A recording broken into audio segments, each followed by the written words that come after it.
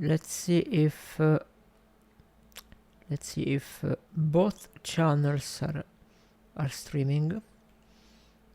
I'm trying to do yeah, I'm trying to do, let's see, a stream on both YouTube and Twitch at the same time. Something that I think I did in the past, actually. Anyway, let's see. Alright, and this should be the global chat here. Yeah, right here. That should be the global chat. Nice, it works. I see stream elements in Wisebot already. Nice. How do I hide the... I don't know how to hide the stream preview. Oh, whatever. It doesn't really matter. So I can reply from the chat here. Nice, nice. Okay, so we're gonna do a little bit of more Final Fantasy XIV tonight. Maybe we're gonna do some programming too. Connection refused. What? What's going on here? Launch without anything. Oh, okay. Okay, there we go. It works. It works. All right.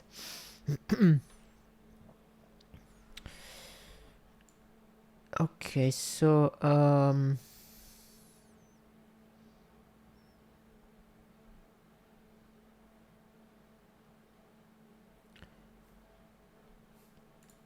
can I pop out the chat from here? Like embed, launch chat. Oh yeah, I can. Nice.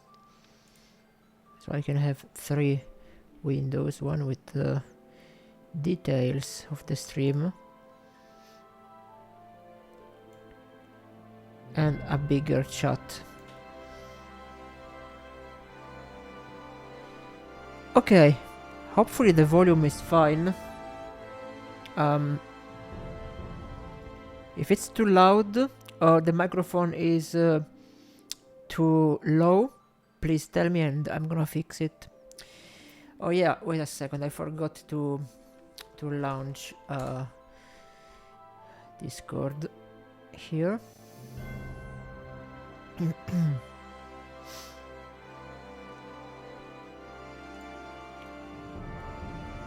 Streaming mode, yeah, of course. For some reason the streamer mode doesn't turn on automatically. I don't know why.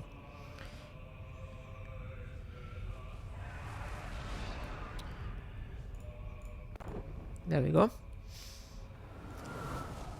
Nice. Wait a second. Let me see here. Here.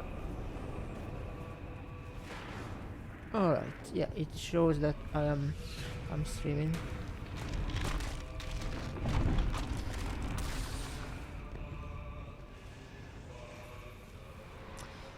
Okay. Let's go. Let's continue the main quest. And hopefully we're gonna level some classes too. Damn. Players in queue 31, are you kidding me? Really? That's a lot. Hopefully we don't have to wait all of them. Usually it's it takes just like a couple of minutes and then it's gonna be fine. It's gonna be fine. Yeah. So right now the last class I used today was the Pugilist and I'm level 25 as Pugilist. Now I'm gonna give you guys a little tour of my classes. So basically Here, Gladiator level 14, then the Warrior is level 50, Samurai 50 as well. The Bard is the one I played the most and it's currently 53. Pugilist and Rogue are 25, 24. And then I have the Casters, which are 14, 16. And the Blue Mage, which we unlocked yesterday during the stream, it's only level 1. Yeah, and about the jobs, I really didn't do much.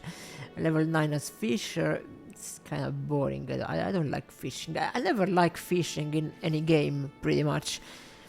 A Culinarian, which is basically cooking, it's 13. It's almost 14. And then I don't have any of the other ones. So, yeah, whatever. As the Blue Mage, by the way, I have no idea how to use it, because I supposedly have the soul shard that weird guy gave me, but I don't know how to use it. Unlike other soul crystals, the surface of this multi-aspected stone has yet to be carved with the record of past deeds. You see, these ones,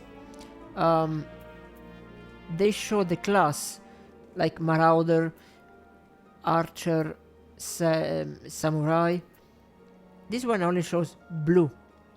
And the fuck am I supposed to equip? Because really, I have no item here that... Oh, here it is, the Rainmaker. Damn, found it.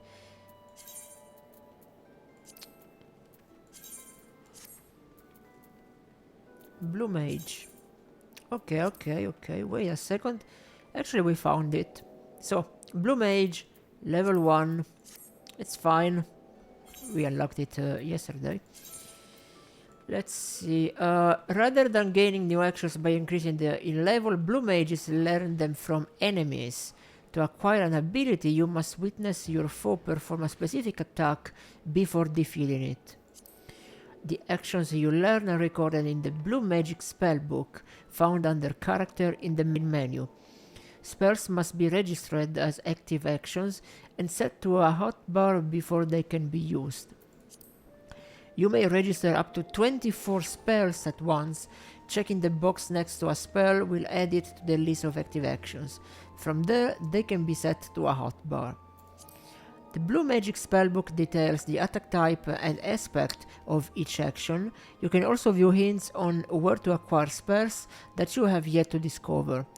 In addition, if you use the Duty Finder to enter duties with level sync or item level sync enabled, the chance of acquiring spells from the corresponding enemies is significantly increased.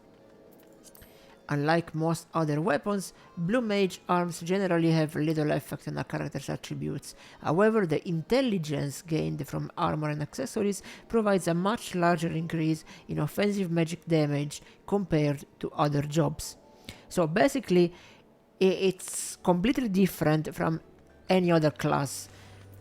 So instead of getting the skills by leveling up, like we normally do, we learn them from the enemies. So we see an enemy is doing a specific spell and we supposedly learn it, and they get added here in the Blue Magic Spellbook. So right now I only have the Water Cannon, which is the one that the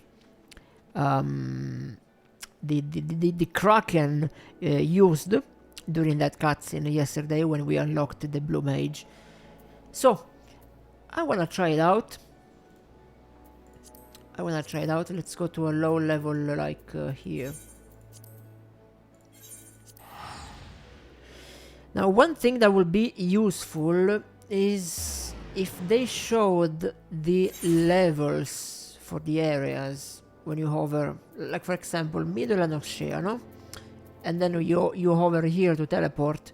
It would be nice if there was like level 1-10 or something, like showing the range of what level mobs you find in that area. That would be nice. That will be pretty nice. Anyways, we don't need this. We have to rearrange everything as usual. And the companion, someone goes here. Mount goes here, here. There we go. Alright. That should be low level, yeah, level 5, yeah, that's low level stuff. Actually not set to active. Oh yeah, right. We have to activate it from the spell book.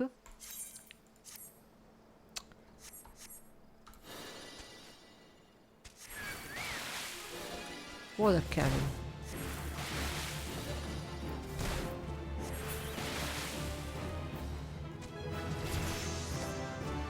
I mean, it's basically instant leveling at this point.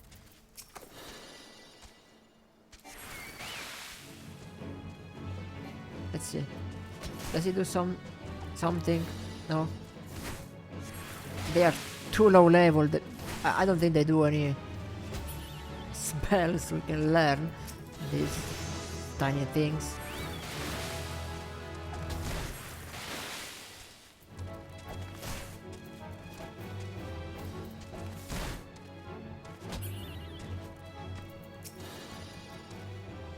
I like how the companion level scales with the class you use.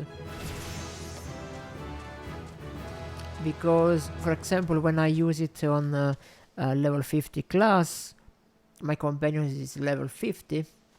Right now it's level 4, like me.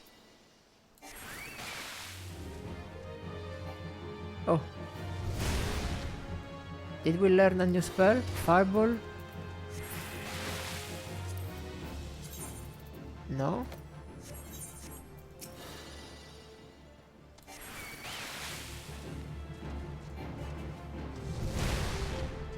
How do I learn it?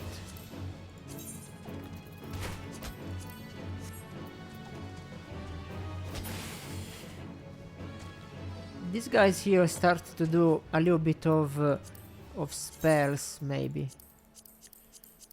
I don't know. However, yeah, excellent stream health, nice.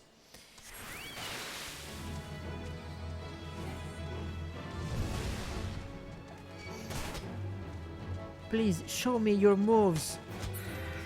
Oh, damn. Zambalesta is too powerful.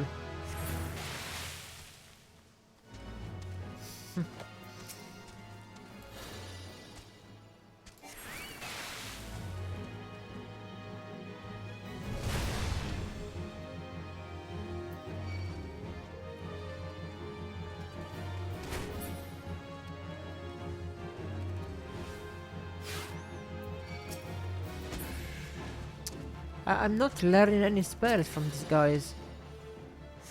I'm not sure how it works.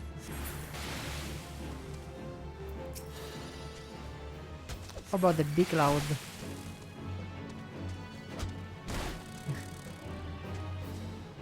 I mean, they're just bees. This guy here is level 70 and is way too high for this class right now. So we're just gonna skip ahead. Do I have some better gear? Yep, leveling up, I get better gear, but basically. I mean, I can equip gear for higher level.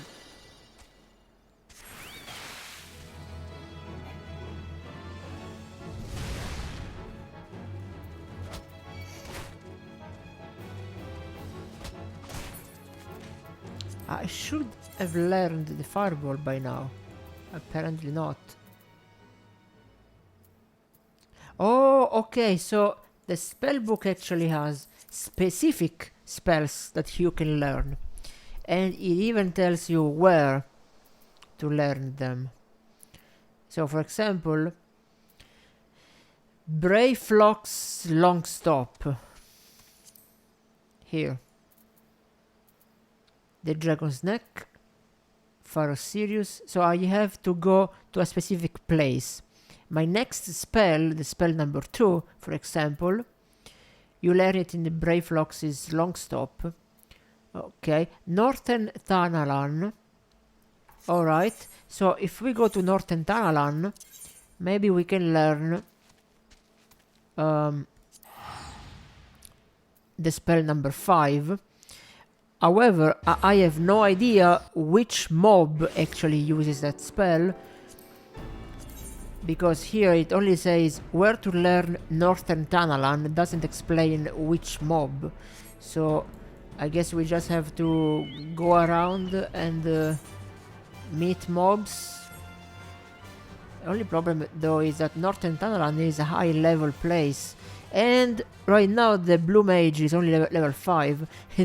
There are stuff level 49. Yeah, we can't really... Yeah, I think we have to wait for this.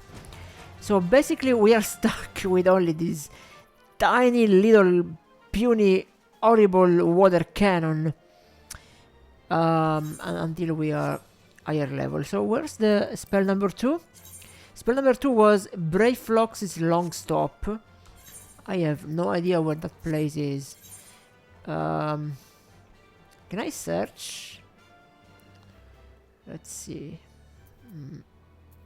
These are all of the ones that I unlocked, and I don't have Brayflock's long stop in here. Let's see what else we have. The Dragon's Neck. No, I don't have it. Pharaoh Sirius. I don't have it either. This is Middle Lanoshea. Okay, we have that. Yeah, we can go there. We can go to Middle Lanoshea. I don't think this is high level, so we should be fine.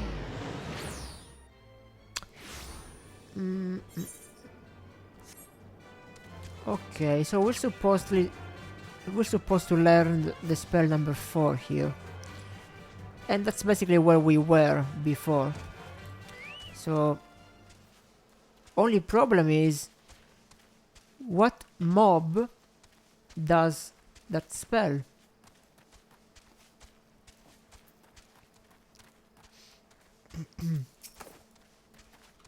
I guess we're just gonna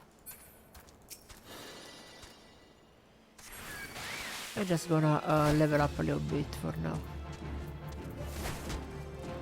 Wait, are there fates we can do? Level 4, yeah. There's a fate, level 4 fate here. And I'm level 6 already.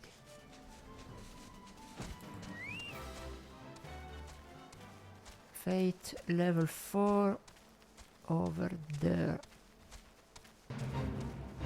There we go. Level 2. What the hell?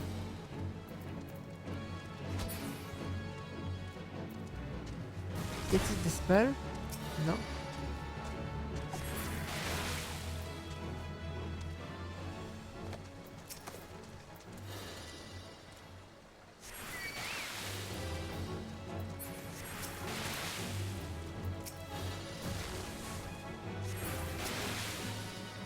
I only have one spell. That's the dumbest class for now.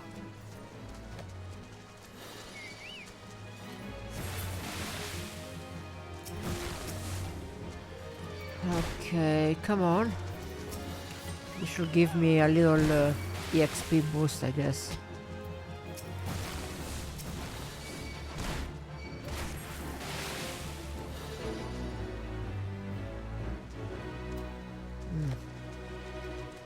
Yeah, sure.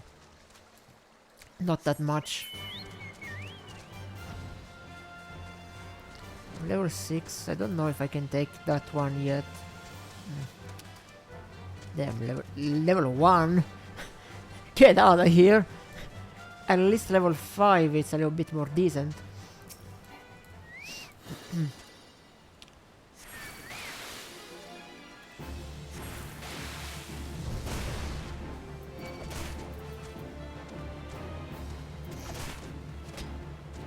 I don't know why, but I think that Fireball could have been the spell, but I'm not learning it.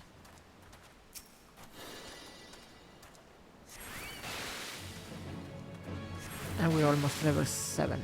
Come on.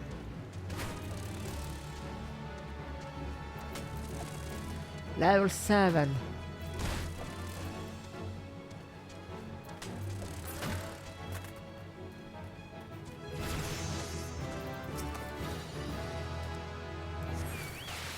So quick to level up like this.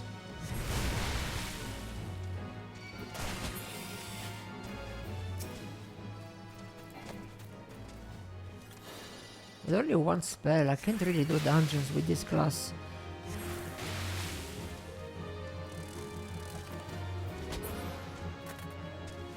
Actually, yeah.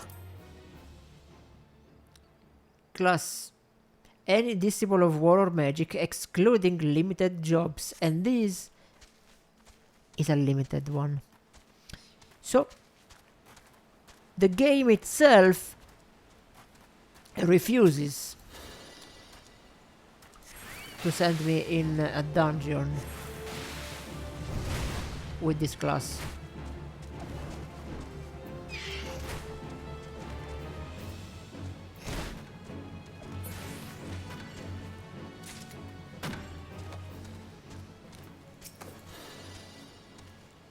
It's level 6.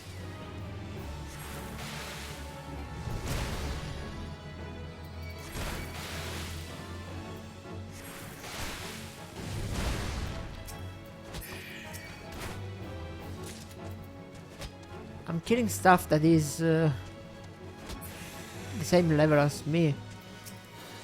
Because this one I think is too big. I mean, I can try, but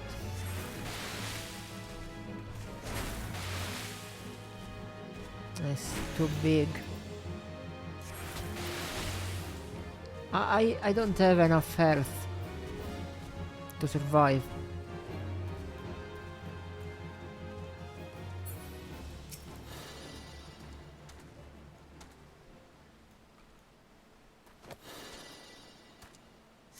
I have to grind a little bit more.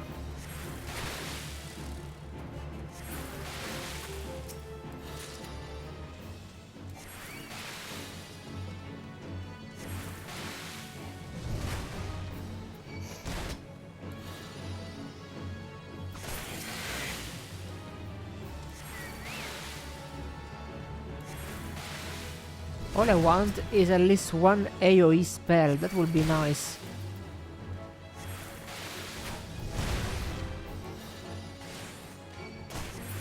Because I don't feel like I have much crowd control right now.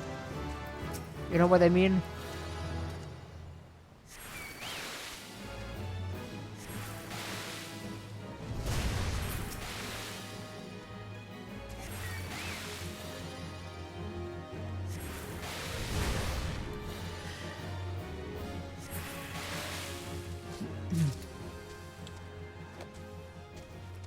Come on, level 8.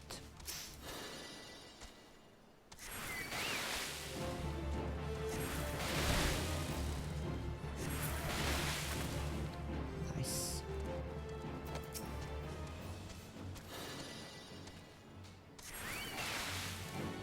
Okay, I just learned a spell.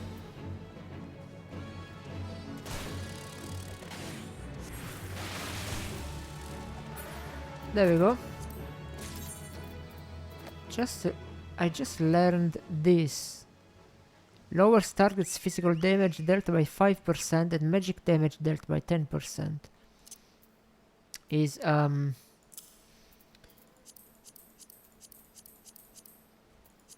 interesting. It's not in the spell book. I have no idea how I just learned it. It just randomly appeared. Poof. Anyway, it's not an offensive spell. It's more like a stats spell. I'm not sure how these what category these spells actually are supposed to be. Like there are offensive spells like this where you attack, defensive spells that boost your armor up or stuff like that, and then there are spells like this which basically diminish the stats of the enemy, which I'm not entirely sure what category they are. It seems like both channels are doing fine. Let's see. Yeah, guys, we are currently streaming on YouTube and Twitch at the same time. Let me see.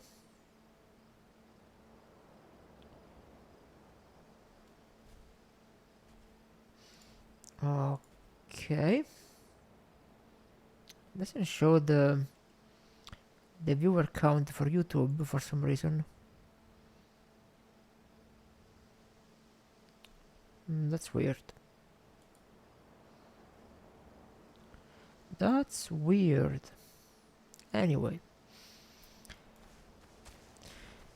Doesn't matter. I don't care. I really don't care about the viewer counter anymore. It's been almost 15 years. No, wait.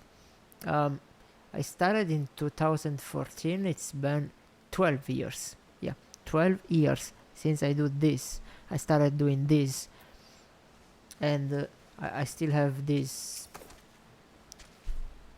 low numbers. I stopped even caring about the viewer count. And I do it because I just love streaming. It's great, it's fun, and when there are people, it's even better. But yeah, what can I say? That's how it is. Anyway, we're gonna continue level this up at least a couple of more levels. Then I should queue up for this trial, Lord of the World, the World Eater, I think it's called. Let me see. Here. Yeah, the World Eater. It requires level 15 and an average item level of 60. So right now I have the Warrior and the Samurai. These two can queue up for this trial. So we're gonna do that later. Right now I just wanna level this up a little bit more. At least, I don't know, at least level 12, so I can take this Gobo down.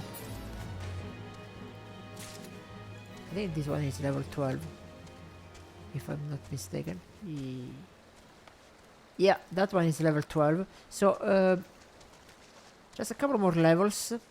Right now I'm level 9, so maybe at level 10. That's the thing.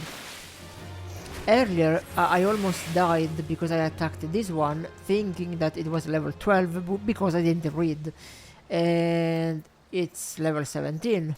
So if we go over there and attack that one, which is level 12, this one should be fine because it's only 3 levels above me. I mean, I am basically can be level 10 by now. Just do this 1 and 2 and I should be level 10 now. So only 2 levels above me shouldn't hurt that much, right?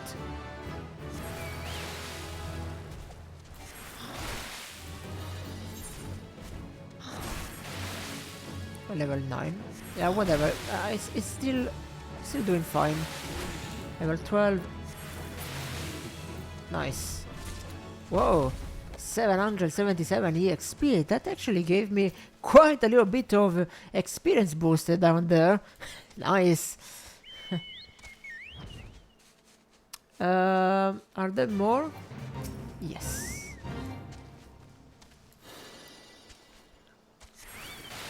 There's this one.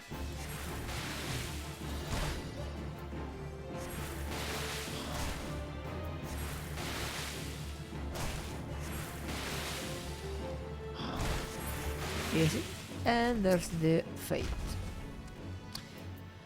A flock of sheep bitten by diseased bats has grown frenzied and is charging at full speed towards the Zephyr Gate. The infected creatures cannot be allowed to enter the city, so they must be driven off or put down. Nice.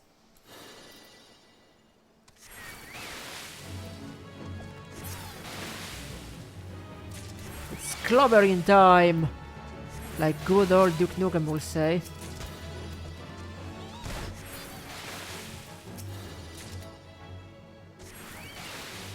It's sheep wrecking time.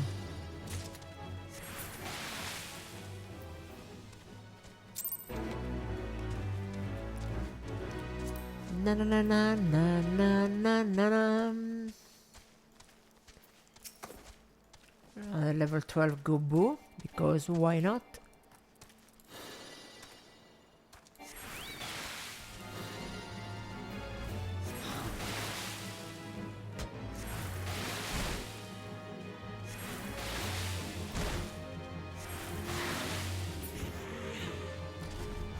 So I should basically increase the intellect for this class. I currently have the best I could wear. Another level 12 Gobu over there. And it's gonna go down like crazy.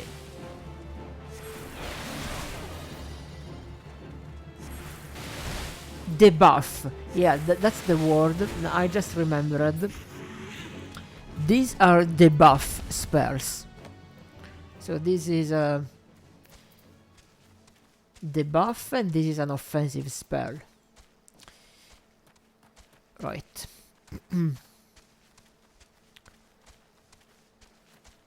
Right, and left. Over there, another one. And this one should put me at level 10. I should level up with this one. I have a really good feeling about this.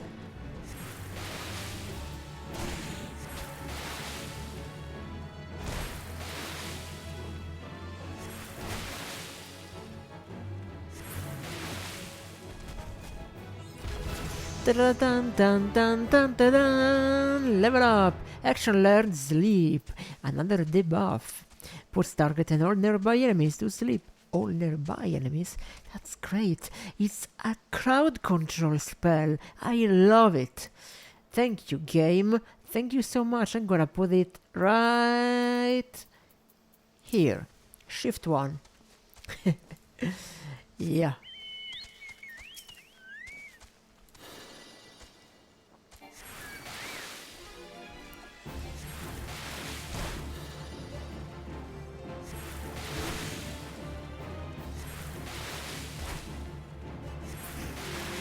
Level 17 one is 7 levels above me. I don't know if I can take it down yet. I mean, I do have a better gear now. So where is it? Here. Level 17. Let's see if we can do it now. Oh yeah, I'm definitely doing more damage now. Can put him down to sleep. I can do this. And I'm still dying. I'm dying, I'm dying. Oh my god. Holy crap. Oh, someone just randomly started to help. Come on. We got a random tank. Nice.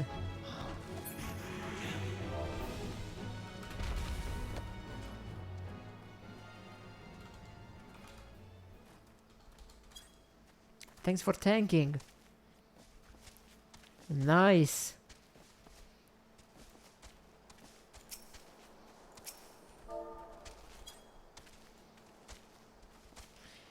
Alright, that was good.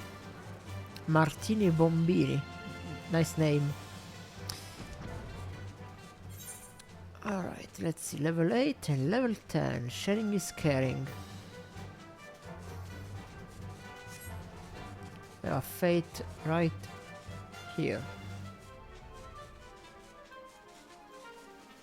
Oh yeah, the big crabs. I remember these. I remember these crabs.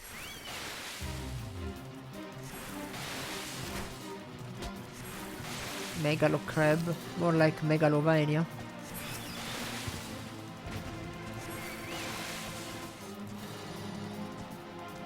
And decapods.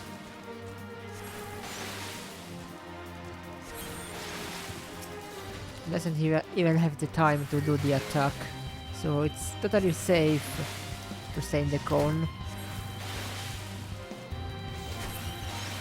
Because they die quickly.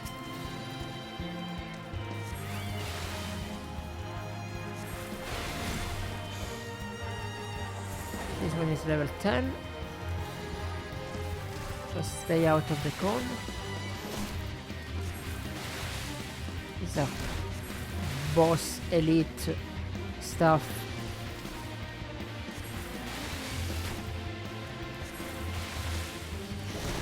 I mean, as long as I stay outside of the cone, I should be fine. Right? Outside.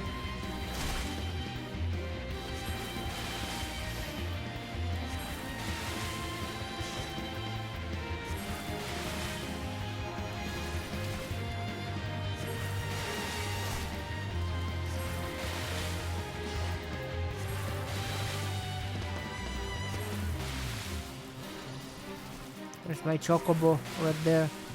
I'm tanking as a mage. That's what I usually do in World of Warcraft, but doing it here, damn. Oh, never mind. My chocobo is tanking now. Never mind. It changed the target again.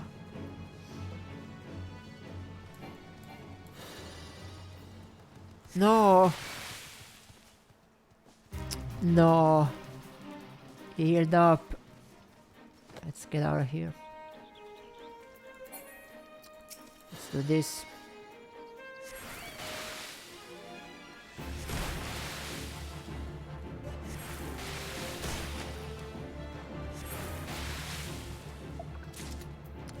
Commands for the companion. Follow, free stance. Yeah, defender stance. Companion skill level is too low. What level should it be then? Attacker stance, healer stance.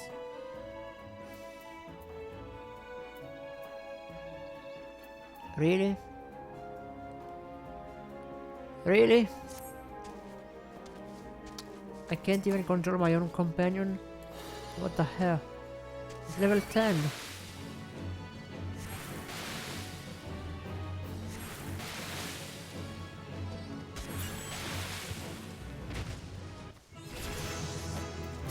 And we're now level 11. And achievement unlocked, boss on buddies.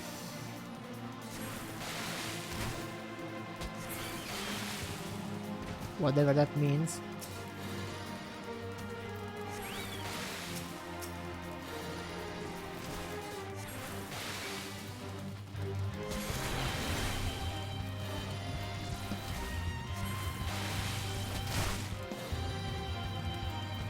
Even with the debuff, it still hurts hard.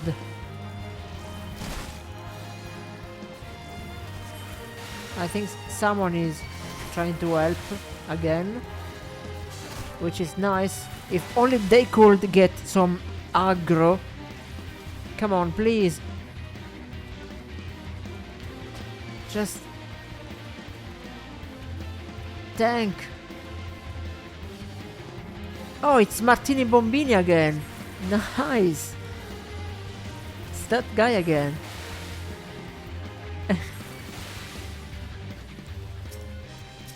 I think we just met the local the local tank.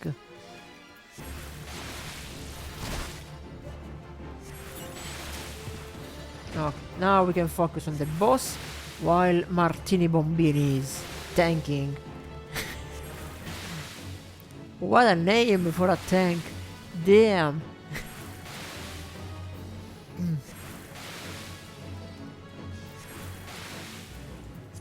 How do I disable the novice chat? Anyone knows?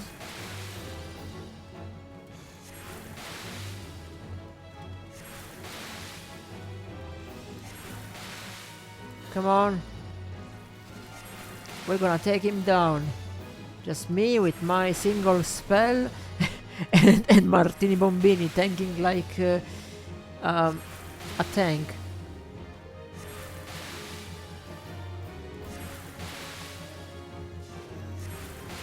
I'll take this boss down.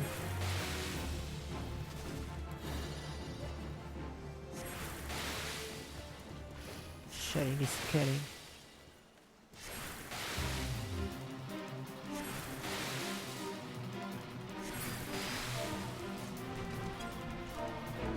Thanks again.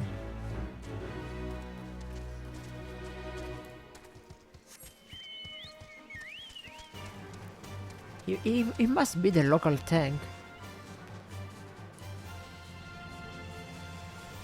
And that's the second time we we got saved by yeah,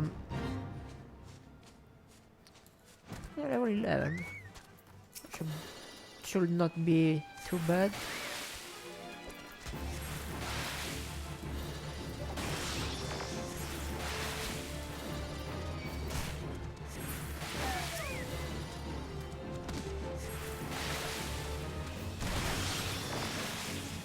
I mean, the fate is for level 14, but the mobs are level 11. So, since I'm level 11, they are going down like flies. Just look at them.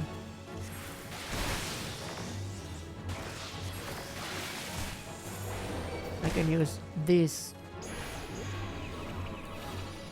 so I can put the other one asleep while I focus on just one of them. That's neat. See? I can do this. The other one sleeps. It's like the polymorph in World of Warcraft. So we can focus on one at a time. Not sure how long the effect lasts. 30 seconds. Yeah, you can sleep some more.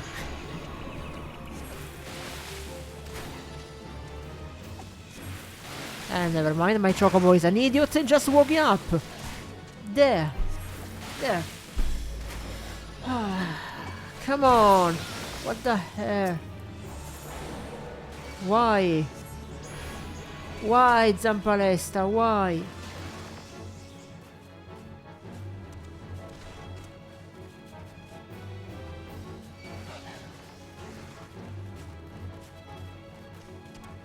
I must recover some health.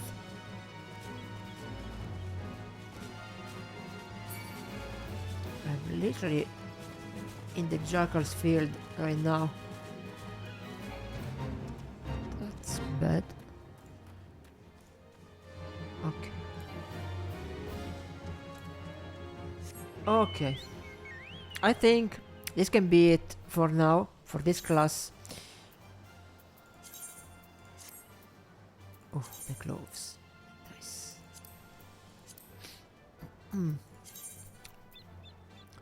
We're just gonna go samurai and queue up for this.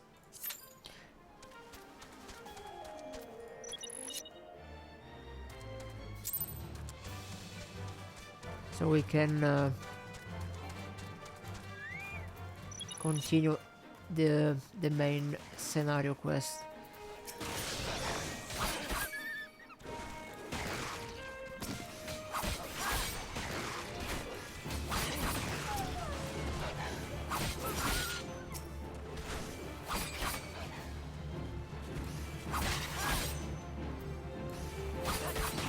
Look how quickly they die.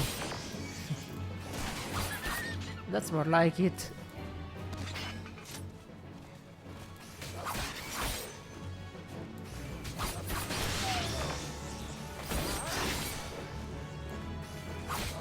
And look at me, I'm level 19 because I'm level swinging. Oh, there we go. Let's go, go, go, go. Come on, come on. Yeah. Light party. You sure about that? Full party. That's more like it.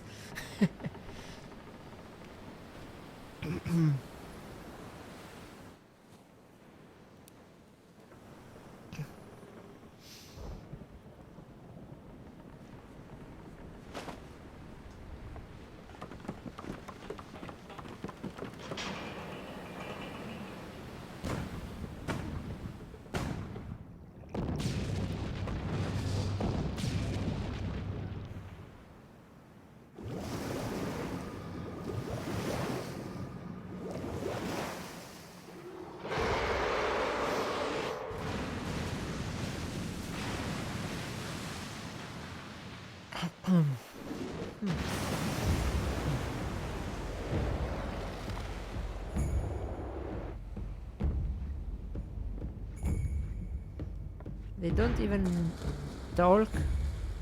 They just... Did they just abandon me on a little island?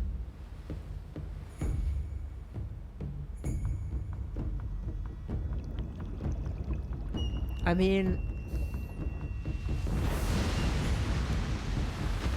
The crew just left me alone.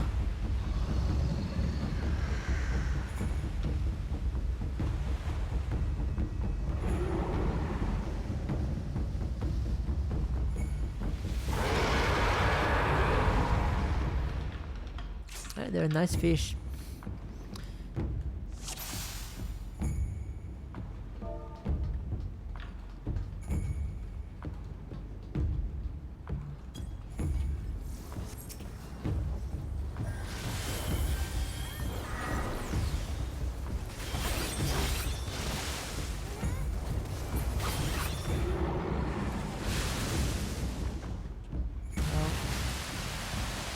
I have no idea how this boss works, so great.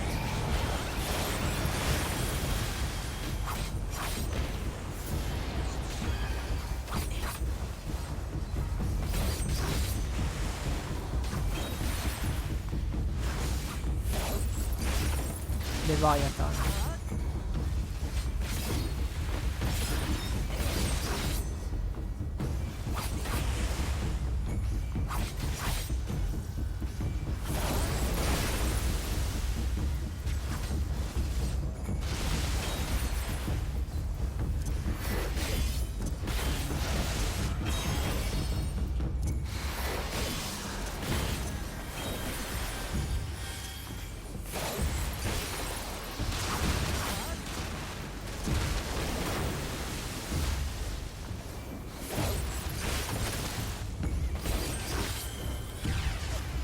just gonna use single target spells because it doesn't have sense to use AoE attacks here. Just one boss without heads. Oh, he's here now.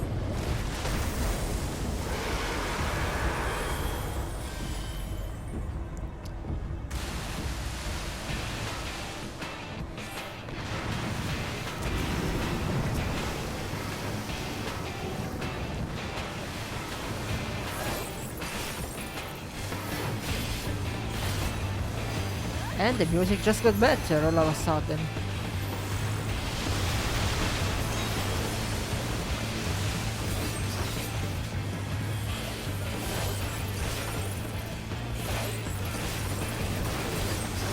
Don't take too long.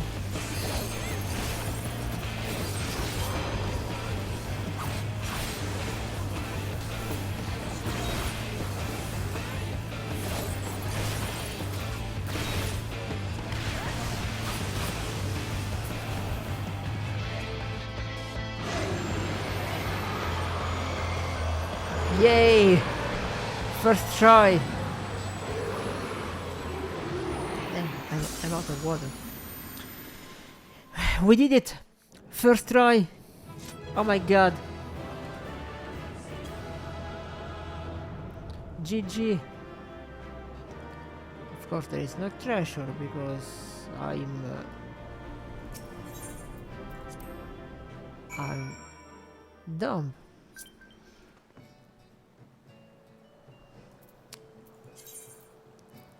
The reward, however, is that we completed the quest. I mean, the trial.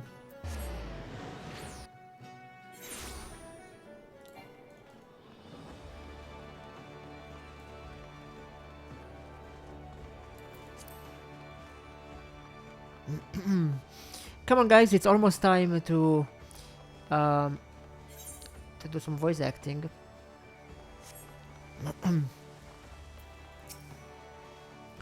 Knowing the origin of your business, I thought it best to refrain from making conversation during your past few visits.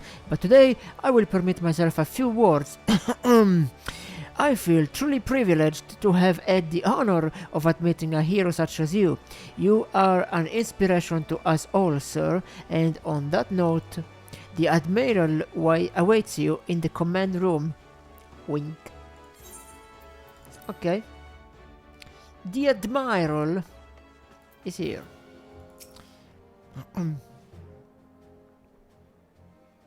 We Lominsons are sworn to strive, till sea swallows all.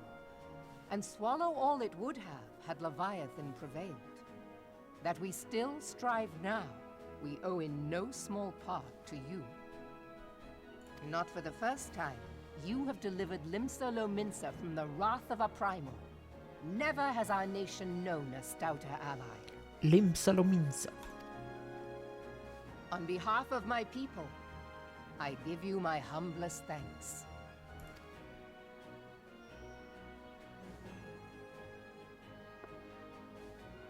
Tis meet that I give thanks to old Mistbeard, too, for his fine solution. Whatever else he may have been, 'tis clear he was a resourceful soul. Would that I had a man like him in my service.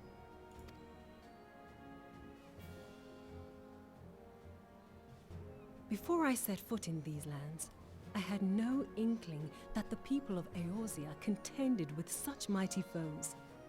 Suffice it to say, their existence came as something of a shock, as did the idea that they could be defeated.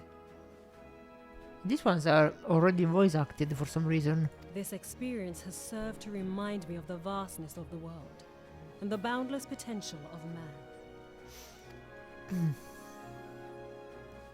Though I am but a refugee in this realm, I would fain be of use to you in your fight. Really? Know that I am tutored in one of the foremost combat arts of the Far East. It may seem outlandish to the Eorzean eye, but should any of your people care to learn, I would be pleased to initiate them. And I will see to it that they are grateful. I have no doubt that your knowledge and skills will serve us well. Besides, your art is not so outlandish as you think. Would you not agree, Master Thancred? Naught escapes your searching eye, Admiral. Admiral. Few are privy to this information, but Limsa Lominsa is home to a certain secret fraternity. Its members are trained in a form of combat not unlike your own. By my judgment, it should not be beyond such individuals to adapt to the techniques I witnessed you employing with such admirable deftness. I am heartened to hear this. I too noted a kinship between your style and mine own, though it seemed to me that you fought differently in the beginning. Do you say? I suppose I did. What can I say? I'm a man of many talents. Though you may labor to believe it, Thancred was once something of a scoundrel who fraternized with the criminal class in these parts. Yestola! You jest, of course. But for a chance encounter with Alphino's grandsire, he might never have left Limsa Lominsa, or received an education in Sharlayan, or taken up his post in Uldar, which is where he trained in the blade, lest you wonder. There we go. Text out advantage. Advance. It's too slow anyway. So I just click. Amphilia, please! It would seem there is more to you than meets the eye, Master Thancred.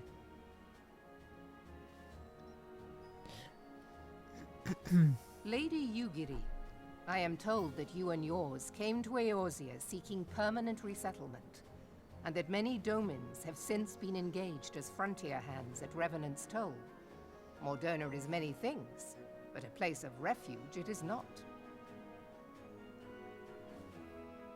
Know that I would like nothing better than to furnish your people with a new home here on Lominsan soil. Alas, racked by instability as we are, our nation is in no fit state to take you in. Yet I'll not have it said that we turned a blind eye to your suffering. Until such time as we can do more, I pledge to send provisions. We are in your debt, Admiral. I realize that it scarce qualifies as repayment, but if it please you, I shall set about sharing my martial knowledge with your people at once.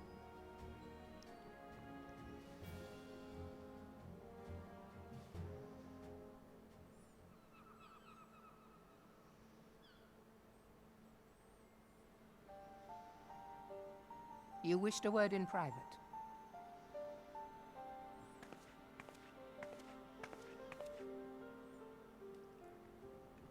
The better not to spoil the festive mood. History repeats itself, Admiral. As the kobolds stood before them, the Sahagin resorted to summoning their god over a territorial feud. They acted in self-preservation.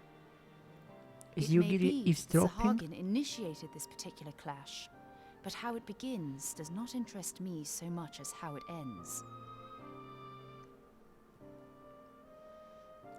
I think she's eavesdropping the conversation. I have not forgotten our conversation, Y'ashtola.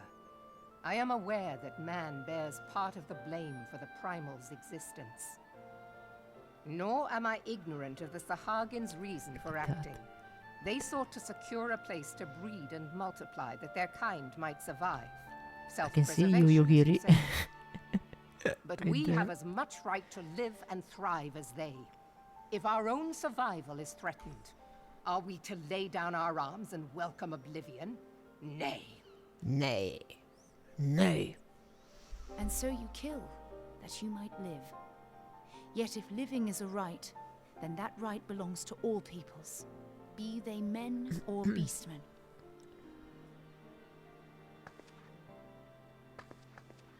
I'll not deny your reasoning. But when a storm gathers, it falls to me to see my people safely through it. That is my duty, and I shall do it.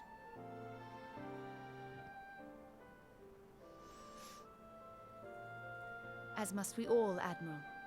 Stay the course then, but know that it will lead to no good end.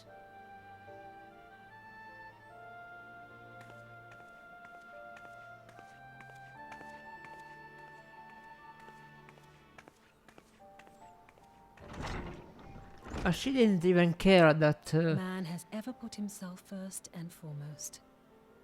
To justify his actions, he clads himself in the armor of righteousness, though it be a fancy of his own making.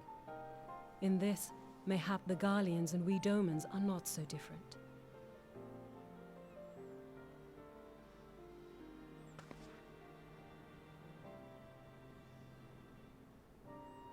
Eorzea has become as a raging sea. If we are to keep our heads above the waves, we cannot scruple to drown the man next to us. When hopes of coexistence founder, strength must determine who has the greater right to live.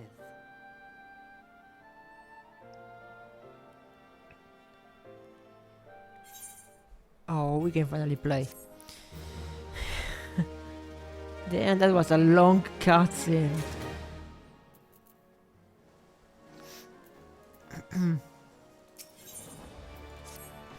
The Admiral has informed me of the arrangement. I have in my keeping a letter of introduction for Lady Yugiri, the eavesdropper. To the south stands a gate leading to a pier for smaller fishing vessels. Look for an inconspicuous Huron man there. And he presented the letter to him. He serves as a gatekeeper of sorts. Now, before you go, I am obliged to remind you that the members of the fraternity to which you would be introduced abide in the shadows of Lominsan society. They value their independence more highly than pirates, and are united by a bond stronger than Mithril. To wit, they are invariably wary of new faces. Though it be penned by the Admiral herself, mere words on parchment will get you only so far into their confidence. You must work for every ounce of trust they place in you. But here is the letter. Go to the aforementioned place and show it to the aforementioned man. And good luck.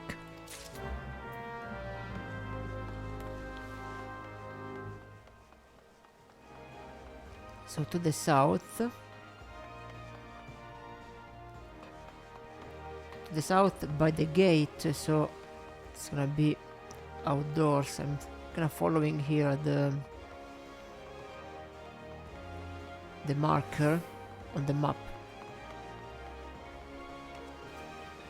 Actually, let me use this.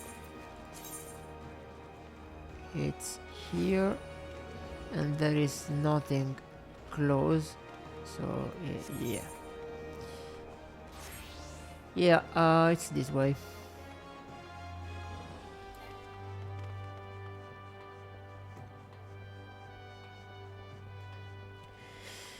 Down.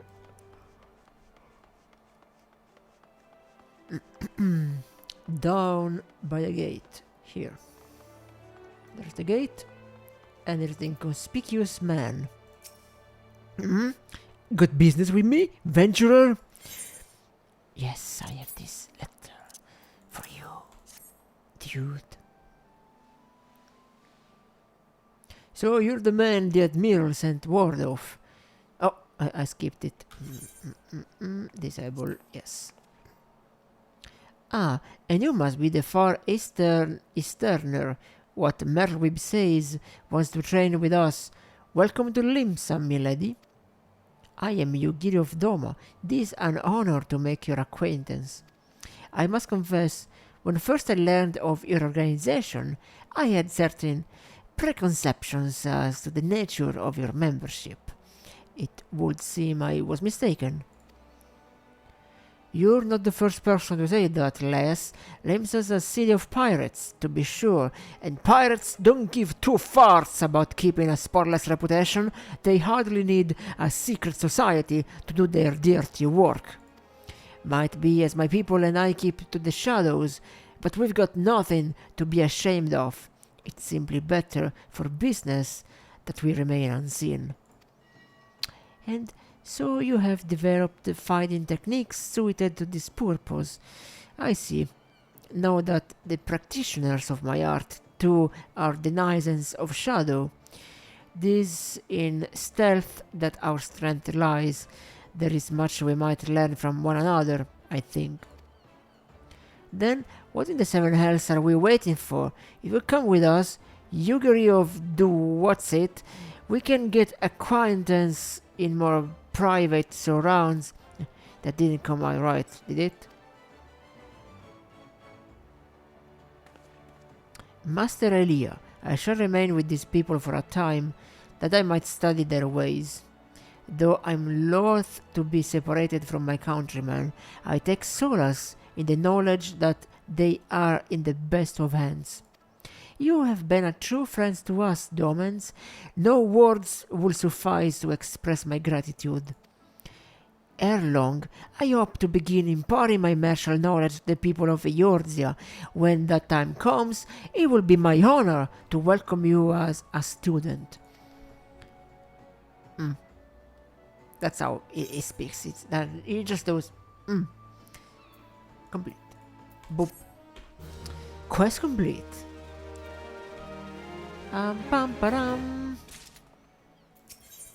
Alright.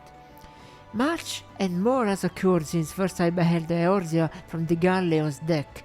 Suffice it to say, I did not envisage being invited to play a part in your noble struggle. But forgive me, I have kept you over long. Doubtless you have pressing business of your own.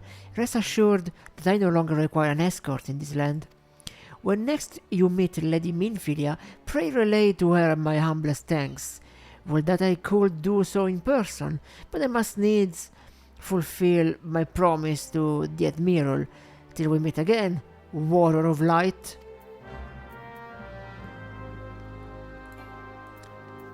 Warrior of the Light, through the Maelstrom. Let's go. I think there is also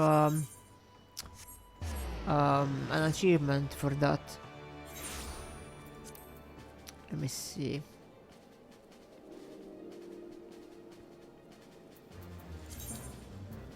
There should be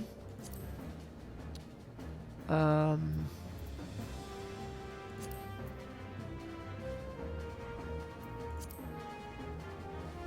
never mind, I can find it.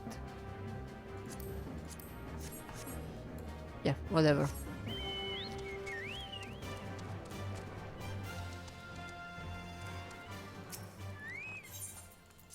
So basically Minfilia moved here. She's not in the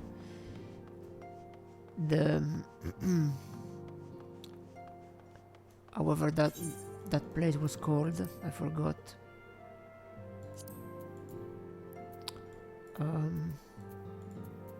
Here. The Waking Sands. Now she lives here.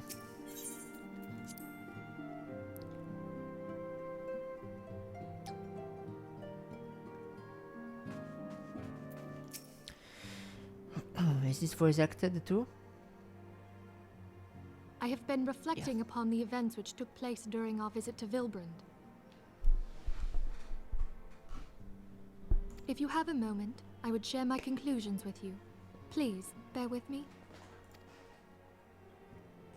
When the Sahagin Elder summoned Leviathan, he employed the power we have come to know as the Echo.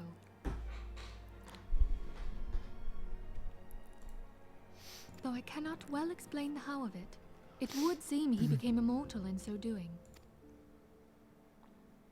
When the Admiral subsequently slew him, his spirit emerged from his lifeless flesh, a consciousness shorn of physical form. Thus transfigured, he took up residence in the body of his minion with the ease of a man donning a favorite glove. Long have I known that the Echo allows one to pass through the walls of a man's soul, but never did I imagine that it could free us from our own flesh, no less that our souls could then occupy the next corporeal vessel to take our fancy. Of course. It was of this that Elidibus spoke, an existence which knows neither cessation nor oblivion.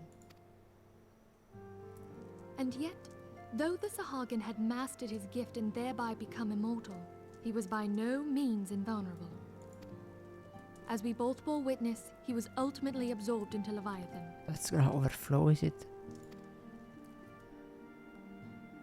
And the import of this observation If the Ascians' mode of existence is indeed the same, it can be inferred that they too are not invulnerable, that they can be destroyed.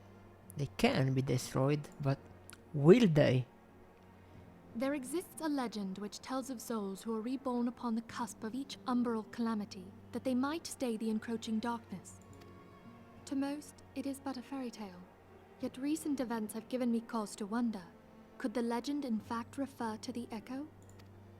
Much and more yet remains unknown, but I am confident that all will become clear in time. For the present, however, what matters is that the key to defeating the Ascians may at last be within sight. With Urianger's aid, it is my hope that I shall fathom this matter ere long.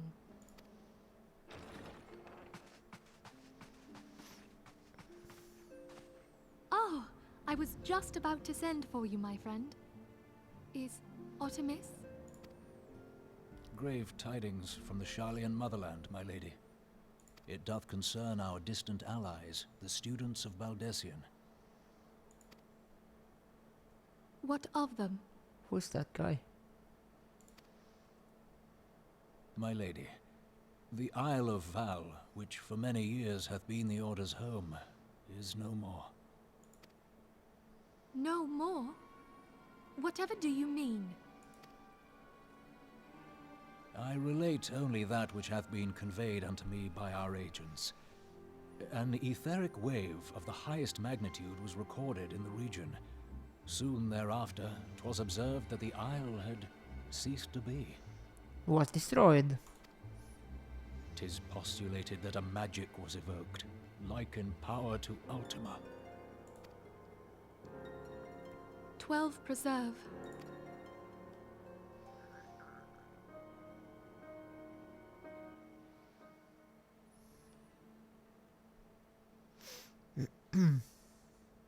If there are no other matters, I move that today's meeting be adjourned.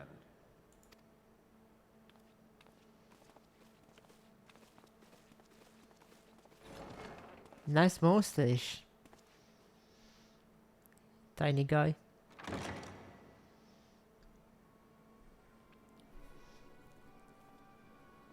You fall asleep on the chair.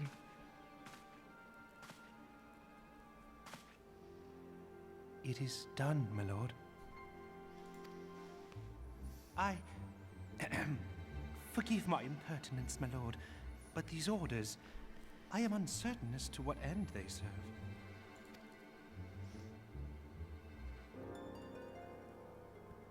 Revolution.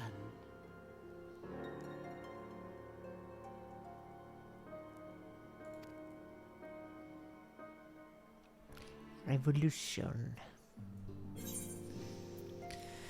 Alright, knocked earrings, strength plus 20, vitality plus 20, critical hit, direct hit, critical hit, direct hit. What's the difference between these two? I don't understand. They're the same.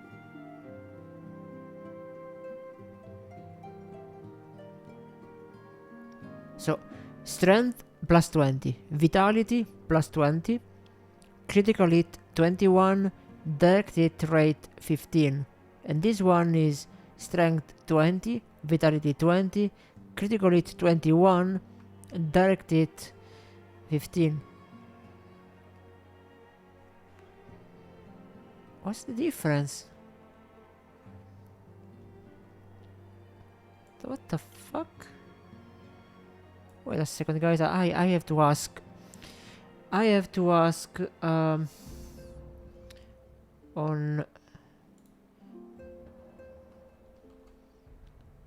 a Discord server here. Where is it? There.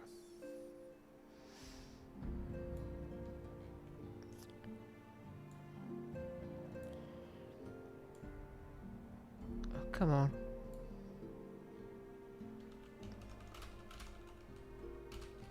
Can someone please tell me the difference between these two items?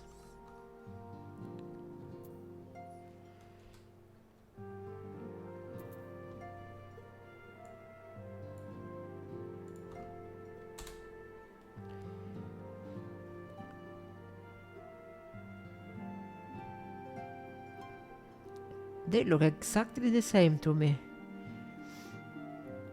Let's see if someone replies. I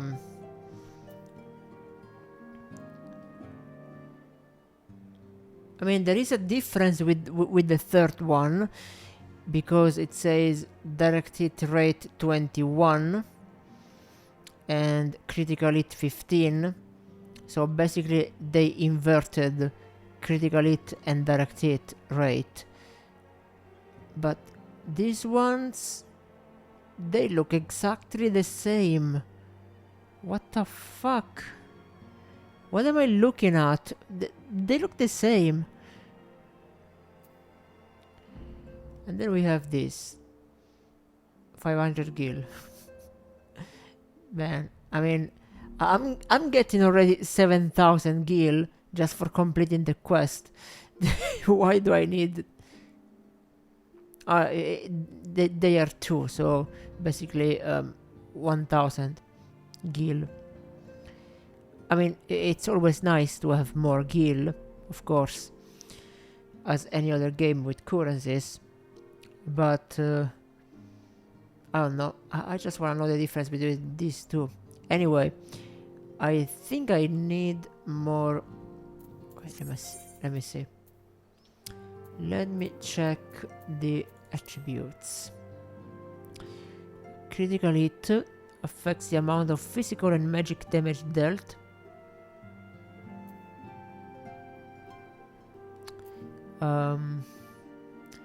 As well as HP restored. And direct hit rate.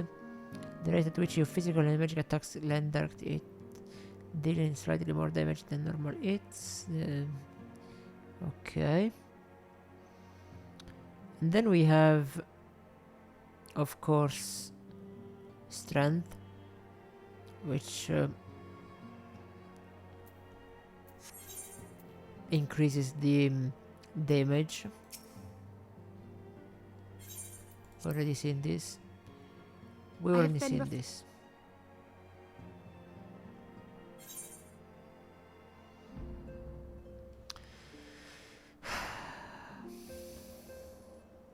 I don't know. I think crits are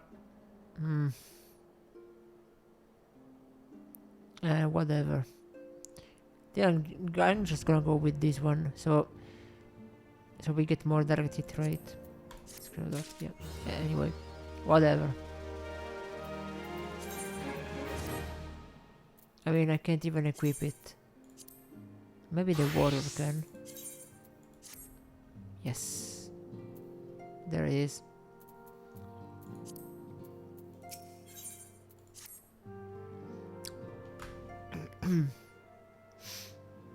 Our friends, the very isle itself, everyone and everything. No, it avails us not to speculate. Urianger will send word if there are any developments. Until such time as it does, we must remain firmly focused on that which is within our power to change. With that in mind, I will speak of a different matter, one closer to home. It concerns etheric fluctuations, which we had previously attributed to good King Mogul Mog 12th, which we killed yesterday with that weird cool music. That the king is no more is a blessing for which we have you to thank. Exactly. Yet all is not well in the 12th Wood. Our latest readings reveal an ongoing etheric disturbance of considerable magnitude. They may even suggest the presence of a primal. Needless to say, the mere possibility warrants immediate investigation, and I would have you... Ashelia? I do not wish to interrupt, but we have a problem. What manner of problem? A band of refugees hailing from Ulda this time are come to Revenant's Toll seeking asylum. it would seem they expect us to afford them the same treatment we gave the Domans. At present, they are in the 7th heaven, awaiting a formal response. I see. Mayhap this was to be expected. I shall meet with them at once. Ashelia, you know full well we haven't the resources to accommodate many more people. Consider that what will happen if you do this. Word will spread and more will follow. Your opinion is duly noted, but I will hear their suit. And my name is not Ashelia, it's Minfilia.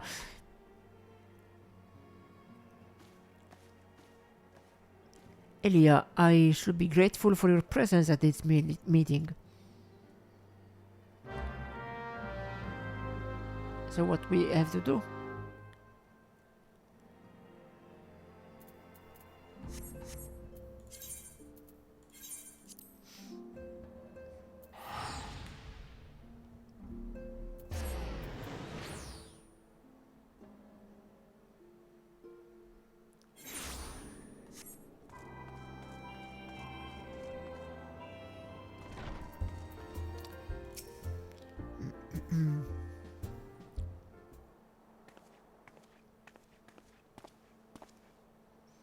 I apologize for keeping you waiting. My name is Minfilia, and I lead the Scions of the Seventh Dawn. 12 be praised, it is you. We're ready and willing to work same as the Domans. Just give us a task, and we'll see it done. Pray calm yourselves. I appreciate your enthusiasm, but I know not of your situation. Beg your pardon, antecedent. I ain't so good with words. We've been living off the scraps of Ulda for years now, trying to piece together a life to replace the one what got took. They say there's work, but there's not for an honest man. Not as wouldn't soil his soul sooner than his palms any road. The flames do what they can for us, of course, but it ain't near enough. And it's only getting worse. When the calamity brought us to our knees, those rich bastards in the city didn't help us up. They climbed on our backs. I don't pretend to be clever, but even I can see what's coming. I knew we had to run. The only question was where, and then it came to me. Oh yeah, Revenant stole! I mean, you took the foreigners in, didn't you? So you surely do the same for us. I fear the situation is rather more complicated. While it is true that we accepted the Domin's petition for aid, that decision was the product of extraordinary circumstances. I sympathize deeply with your plight, but pray understand that it is not possible for an organization of our means to aid all who have been affected by the calamity. And so, it is with great regret that I must deny your request. But with nowhere else to go, you're turning your back on us? If I might have a word... Tataru? Is Odamis? Yeah, his nose is amiss. What's that? The son of Voldemort? All tidings from Ulda, my lady. Alfinod has been wounded. What? How? Is it serious? I cannot say for certain, but I fear it might be. According to the flames, the refugees started a riot. They went wild, apparently, lashing out at any and everyone. That can't be right. Why would they? They must have been provoked. The demonstration was meant to be peaceful. Seven hells, now the Blades have an excuse. They'll round us up and kill anyone who tries to resist. And Descendant, please, if you won't help us build a new life, at least help us keep the ones we got. My lady? We are not ones to stand idly by and watch innocents suffer. However, until we know more of the circumstances around this riot, I am not certain what aid, if any, we can provide. If the authorities determine that the refugees attacked without provocation, then those responsible will have to answer for their actions. How can you be so blind? Find Alphinaud, and quickly. If he is in danger, or worse, I would have you and none other by his side. Thank you. Pray do not concern yourself with the matter we were discussing earlier. Ida and Papalimo will see to it. Alphinaud is being treated at the hourglass. Hurry, Elia!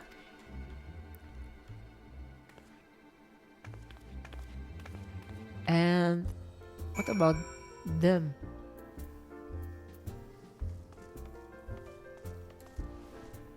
Let's go to the hourglass. Quick. Go. Yeah, whatever.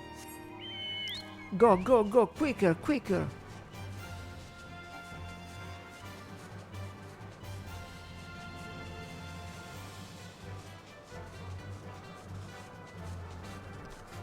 Oh my god, they're invisible walls.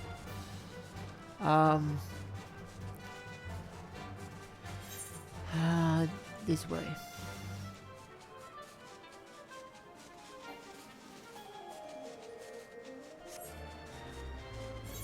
But we have to enter the castle? Yeah, here.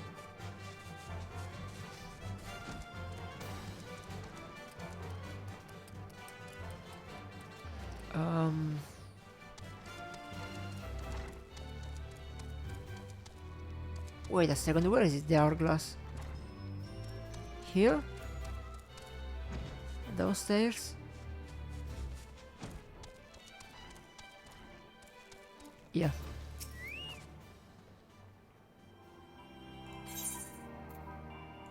Oh, this was another quest.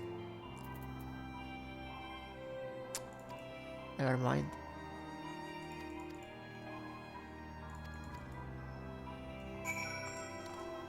This was another quest. We have to do the Great Divide. Here, the hourglass is in Ulda.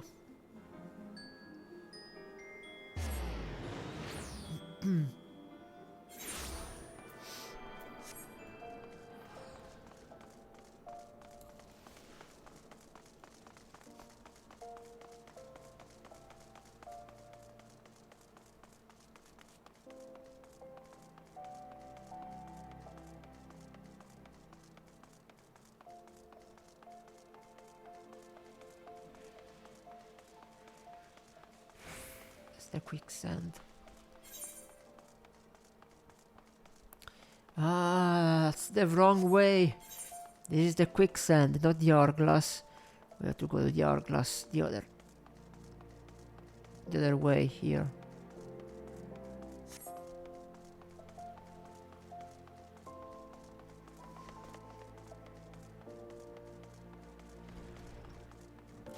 It's the quicksand. Okay.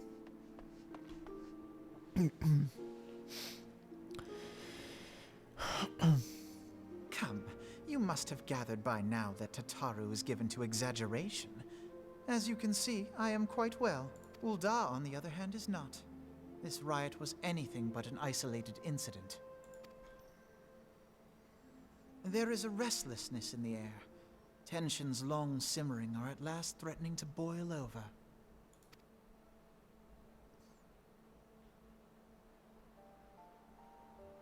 Ulda is a nation infamous for the great disparity between the wealthy and the poor. The majority of the populace accepts this state of affairs because they believe that every man bears responsibility for his own lot in life. To an Uldan, money is the foremost, and some would say the only measure of a man's worth. Small wonder that the wealthiest wield the greatest influence. So where do the refugees fit into this social hierarchy? What place is there for those who fled Alamigo and the destruction of the Calamity? Plainly, there is none. They have no wealth, no power, and no worth. To the Ul'Dan way of thinking, they may as well not exist.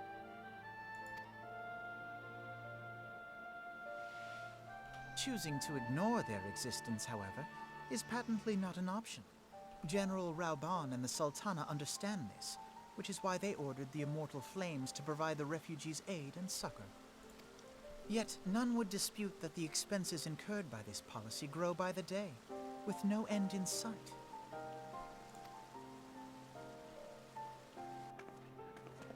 This has prompted more and more Uldans to question their obligation to aid these worthless wanderers. While more and more refugees have come to resent their treatment at the hands of the sneering citizenry.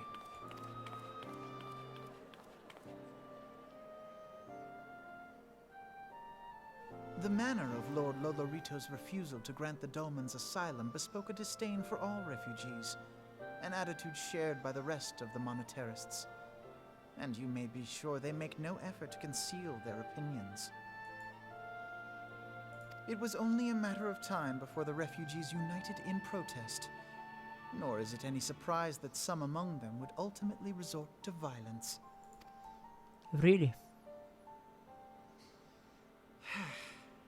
That the Immortal Flames should choose this of all occasions to engage in joint training exercises with the other Grand Companies. By the time they return, the situation may well have deteriorated beyond mending.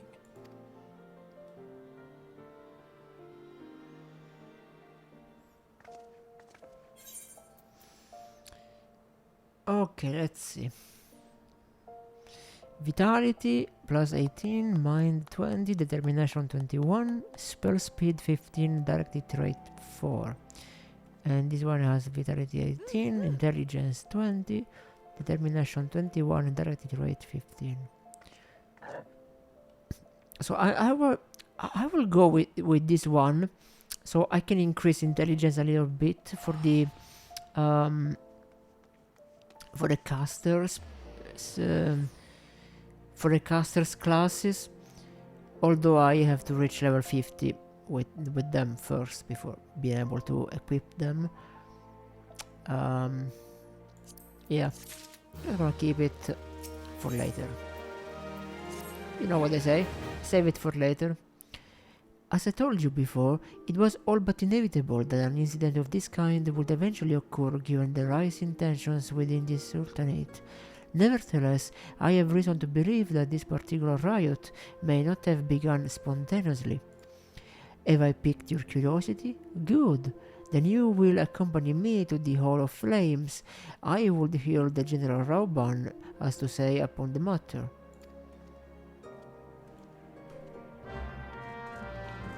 The Hall of Flames.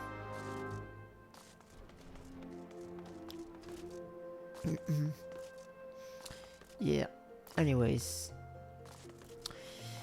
I wanted to do a little bit of programming tonight, something different, just to change a little bit.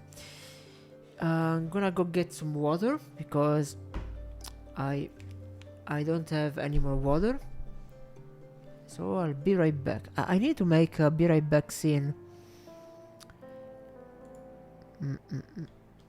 Yeah, I had one in the past, but since everything is new here, just gonna quickly make one. Let's see here, text. Be right back. I mean, this can do for now.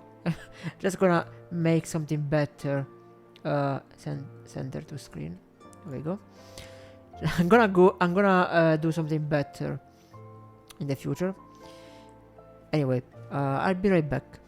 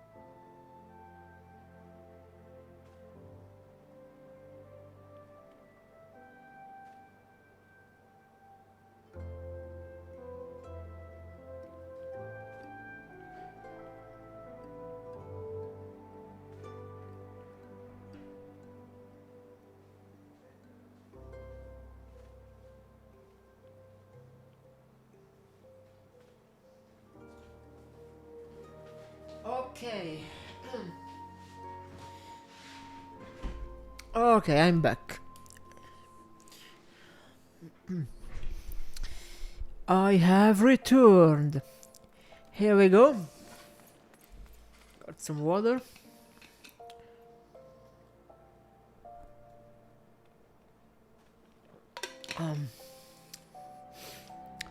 Okay, so let's do this a little bit here. Let's see, what do I have here?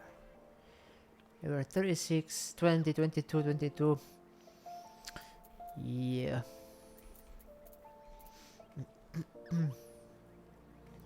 Anyway.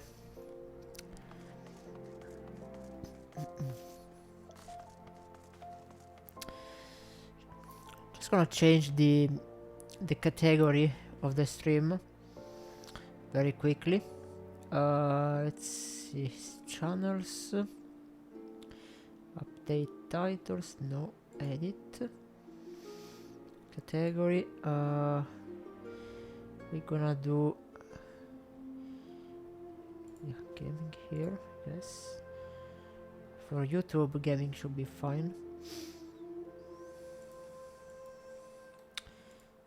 Okay, and for Twitch, we're gonna select, oh no, art, yeah, it's a more generic category.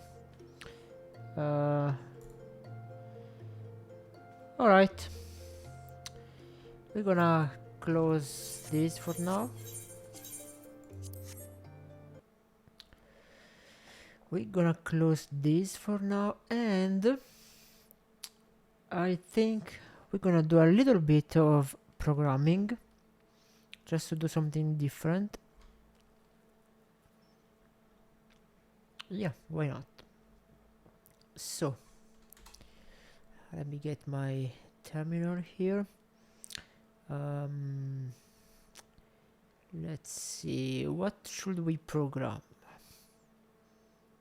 I'm working on a couple of things lately. I started to study Rust because I think it's a great language. So basically, how do I define Rust so far for what I've learned? It's kind of like C, but a little bit easier and without a garbage collector. And the thing that I like the most, ciao, ben arrivato. Stiamo facendo un po' di coding. So, praticamente il linguaggio di programmazione che ho imparato di recente, che sto studiando, è Rust. E come dicevo, quello che mi piace di Rust soprattutto è intanto che non c'è il garbage collector di C o C++, e poi praticamente negli errori di compilazione ti dice esattamente qual è il problema, cioè più figo di così. Ora pensavo cosa possiamo programmare, cosa possiamo creare stasera. Ho messo una categoria un po' più generica. Dopo un'ora e mezza di Final Fantasy, cambiamo un po', facciamo qualcos'altro, come abbiamo messo anche nel titolo del resto. Anyway, Twitch, yeah, Twitch is more for Italians, and YouTube is more for, I guess, international.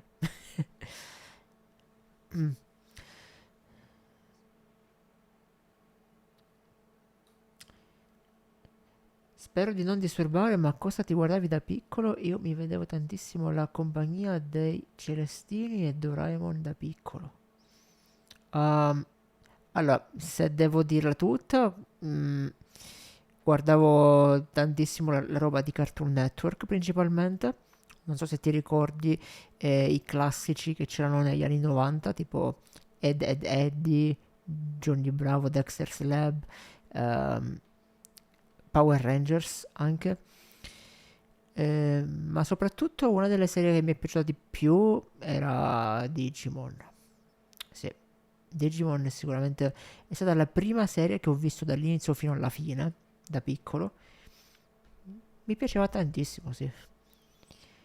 Ai tempi, quando andavo ancora alle elementari, tipo Digimon quando lo facevano dopo pranzo più o meno, verso quell'ora lì.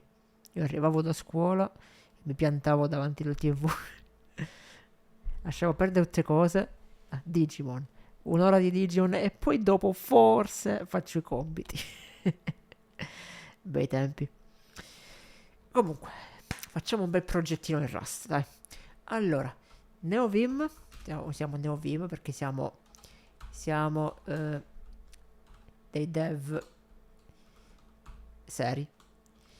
Quindi andiamo su Rust, creiamo un... voglio fare qualcosa con iframe, quindi facciamo un programmino GUI.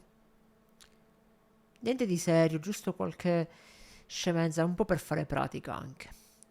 Creiamo un GUI, per ora chiamiamolo così. Ok. Però prima dobbiamo creare la cartella, perché se non creiamo la cartella, giustamente non possiamo fare niente. Poi dobbiamo creare la cartella source. Ok. E poi main.rs. Perfetto, eccoci qua. Allora, spero che si riesca a leggere. Prendiamo anche la documentazione perché sto ancora studiando Rust, quindi non sono ancora abbastanza pratico. Io invece avevo una sorellina che si fissava con Pretty Cure e Sailor Moon. Mannaggia a lei, perché dovevo vedere quei cartoni con lei per obbligo. Li conosco solo per nome, anche perché non era il mio genere di cartoni quello. Io ero più per roba, come ho detto prima, da Cartoon Network, oppure anche roba più classica, no? Tipo Disney, Looney Tunes, chiaramente, Tom e Jerry all'epoca, specialmente negli inizi degli anni 2000, fino agli anni 90. Mi ricordo che c'è stato un periodo che ogni sera su, mi pare, Rai 2 c'erano sempre i cartoni di Tom e Jerry. Allora, Rust documentation iframe, eccolo qua. Ok, allora, iframe, the eGuy framework crate. If you're planning to write an app for web or native and want to use eGuy for everything, then iframe is for you. To get started, see the examples. To learn how to set up iframe for web and native, go to Milk. Aspetta, ti ricordi pure Dragon Ball o Lily Benji? Certo, beh, quelli erano classici.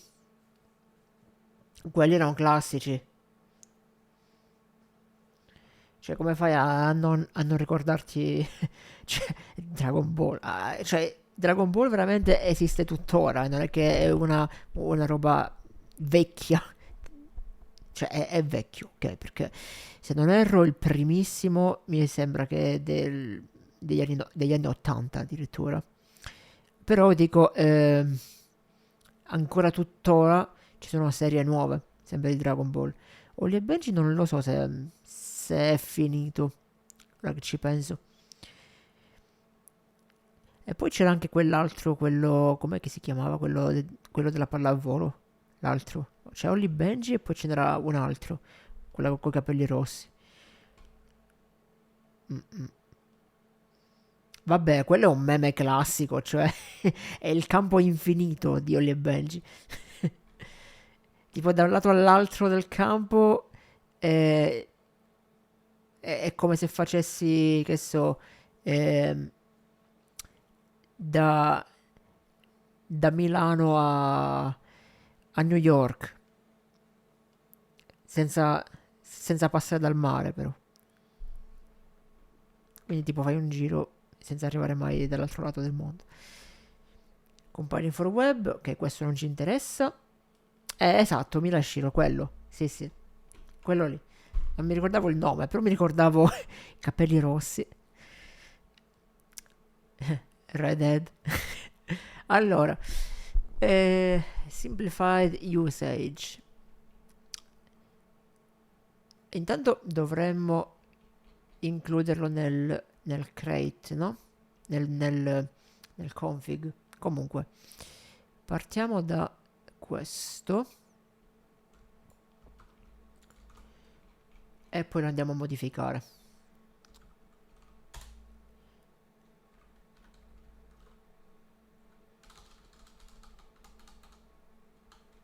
Ok, dobbiamo creare il config.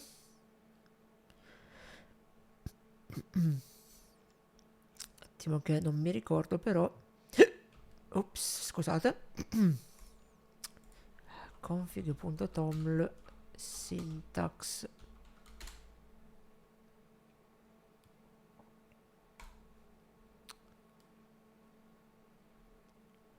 No, non base config. Mi ricordo ancora pure l'anime di Sherlock Holmes di Miyazaki. Sicuro se dopo lo vuoi vedere c'è su Rai Play. Mai sentito. Non me lo ricordo questo.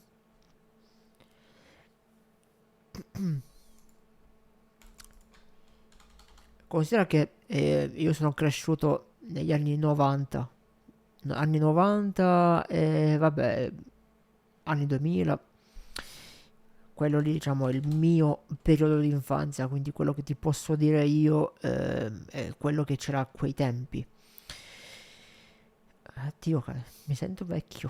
Mi sento vecchio, è pazzesco.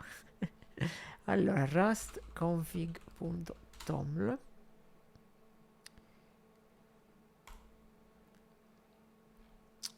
E qua mi sto complicando la vita inutilmente quando mi basterebbe semplicemente fare così. Sudo rm rf GUI cargo new GUI cd GUI, eccolo qua, cargo.toml si chiamava. Come dependenze dobbiamo aggiungere frame, che versione però 0.34.2. Ah vabbè, Lupin, quello classico. Ok, source main rs, cancelliamo tutto sto schifo e mettiamo invece questo. Ok, quindi vediamo un attimo così che cosa compila.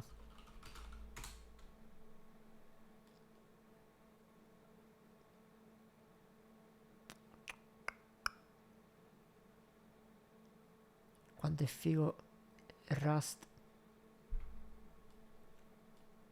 Compila tutto da solo in automatico, non serve che scarichi librerie extra, non serve scaricare niente di extra.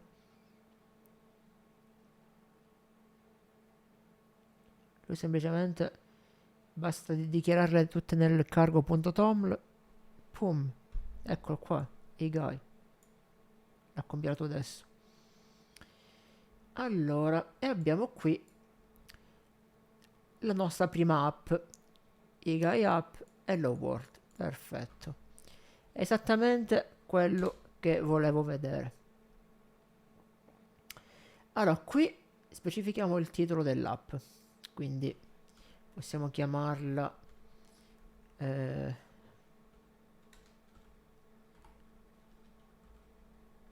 non so. Allora, abbiamo detto che vogliamo creare una cosa per provare intanto le varie cose qua di iframe, giusto? Quindi per fare un po' di pratica. Allora, che cosa creiamo? Creiamo un mini browser. Proprio una cosa basilare, senza troppe cose complicate. Quindi chiamiamolo tipo browser test, perché so già che finirà male, molto male. Allora, questo lo chiamiamo browserino. Andiamo qua di nomi stupidi ora, ovviamente, come sempre. Ecco qua. E questo di qui è praticamente l'intestazione del programma. Quindi lo chiamiamo il browser che forse funziona. Forse, perché non lo so ancora se funzionerà. Ok, ricompiliamolo e già abbiamo errori. Allora, abbiamo errori perché MyIGUI l'ho rinominato ma non l'ho modificato qui. Browserino e qui.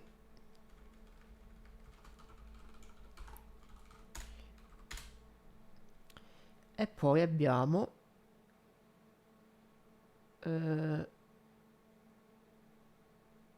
un altro errore. Dove?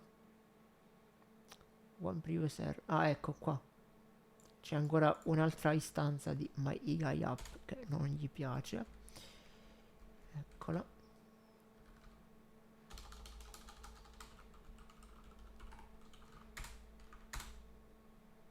A posto. Perfetto. Visto com'è bello il Rust? Ti dice esattamente qual è l'errore, proprio con le frecce ti indica. Io, guarda qua, l'errore è questo. E cos'è l'errore? C'è un tipo non dichiarato, MyIGUI Che cos'è sta roba? Perché ci hai messo MyIGUI Non è dichiarato da nessuna parte. Bene, andiamo a modificare subito allora. Cioè, quale altro linguaggio di programmazione fa vedere gli errori in maniera così? Cioè, nessuno. Troppo bello. Certo, per chi non ha mai programmato, soprattutto per chi non ha mai studiato C, ad esempio, potrebbe essere abbastanza complicato come linguaggio di programmazione, però in realtà è molto semplice. Let dichiara una variabile, in questo caso native options è una variabile, e contiene esattamente questa funzione qui. Questa funzione qui che sarebbe praticamente non viene utilizzata ancora, però viene dichiarata qui. Quindi in teoria, se io vado a eliminare questo, dovrebbe compilare ancora. Ok, non compila perché è utilizzata accanto al titolo. Native options, questo qua. Quindi se io vado a eliminare questo, ops, no, abbiamo cancellato troppo, devo ancora prenderci la mano questo neovim. Native options, point, ok.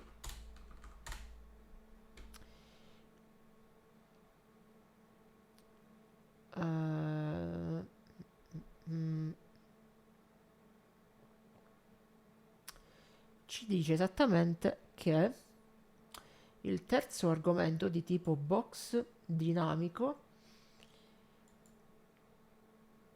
manca, is missing. Quindi iframe run native, quindi questo di qui era quello che avevamo prima. Io posso andarlo comunque a recuperare direttamente da qui, dalla documentazione. Let native options uguale iframe native options default. Ok, e qui abbiamo poi il native options. A posto. Fixed. Ok. one thing that I have to check now are the flags. Let's see. Okay, there is, for example, a Wayland support that we can use. Access kit, Android game activity, Android native activity. Oh. So we can program in Rust for Android. That's kinda neat. Create items. Let's see the modules. Frame. Info is web. Is web. True if you are in a web environment. Now, one thing that I want to do now, basically, is, can I search? How do I make a button? Something very simple. Button. Iframe, window attributes, enabled buttons, window buttons. The documentation is very neat. Okay, so what we need here is basically pub enabled buttons, window buttons. How do I use it? I need to figure out how this documentation works. It's neat, but how does it work? Pub struct, window buttons, implementations. Source.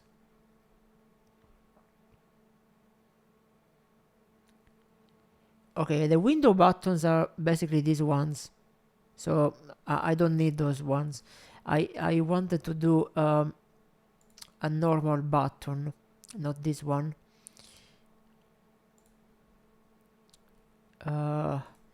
Yeah, I think they use another name. Maybe like I don't know, button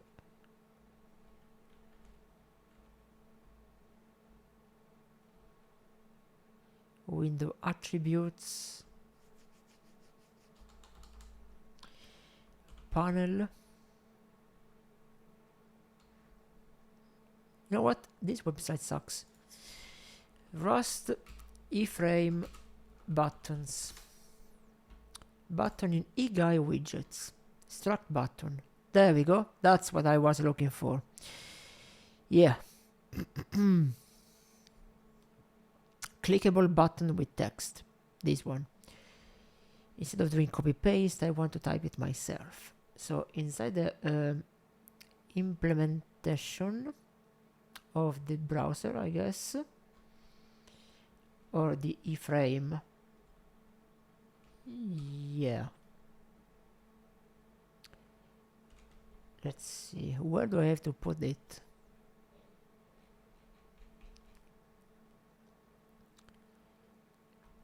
Source. You should put this widget in our UI with UI.add widget. Okay, so maybe here UI add button. I don't know if this is intentional. No, not found in this scope.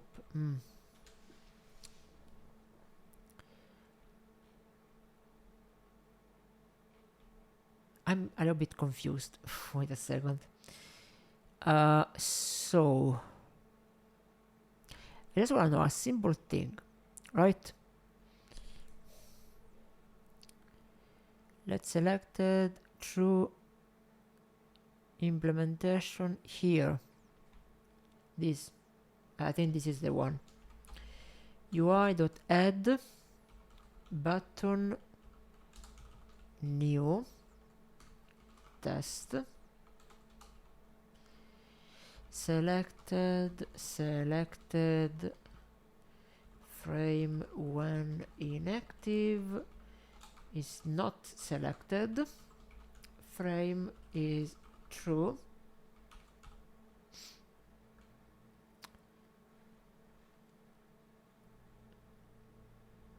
and let selected is true.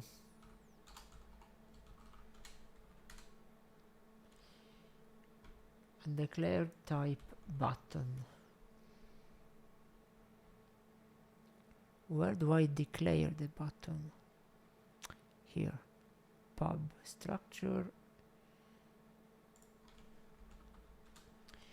Pub struct button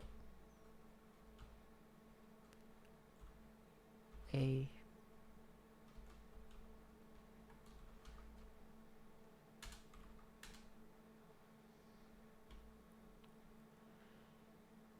Selected, not found in scope. What the fuck?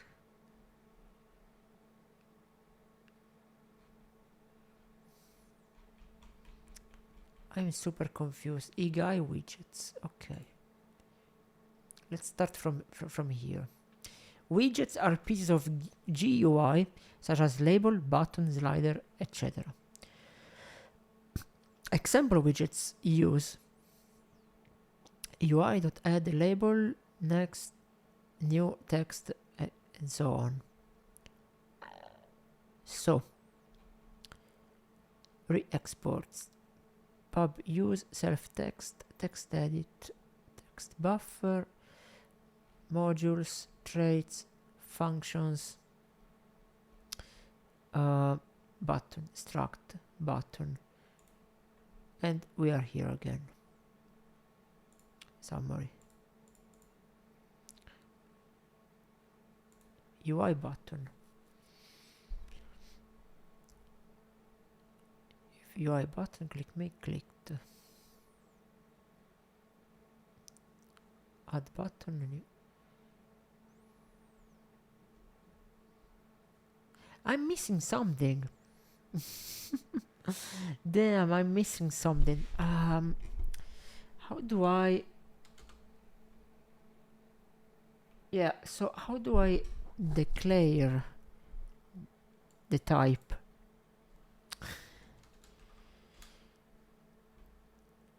There's something wrong here. I'm still learning. I literally started studying Rust like 2 days ago. The very basics. And I mean, it's not hard. But there's still something that I still want to learn. Pub struct. Maybe this one doesn't go here. We can remove this and this for now, so at least it compiles again. Actually, let's call this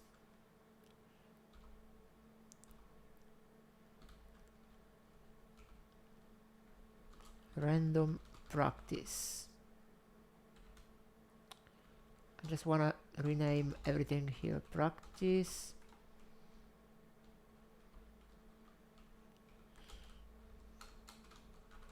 Practice. Practice. Practice. All right. And if there are more references to the old name, there are none. This is a heading, but we also have UI dot text, maybe method not found in mutable UI, because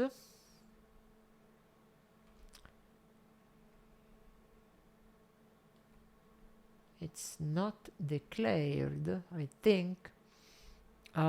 Wait a second.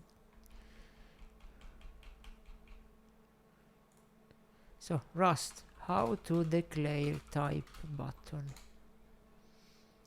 Let's start from the very basics. It's gonna be a basic learning experience that I just wanna share with you. We're gonna do okay, I guess there are some practices here, so that we can do. Let's start from the basics, right? So right now, if we just declare a simple function, so fn main, which is the main function, and I already knew that, in curly brackets, we can do, for example, let value equal 1 and let name equal Elia, for example. We have to do this, and we can do print ln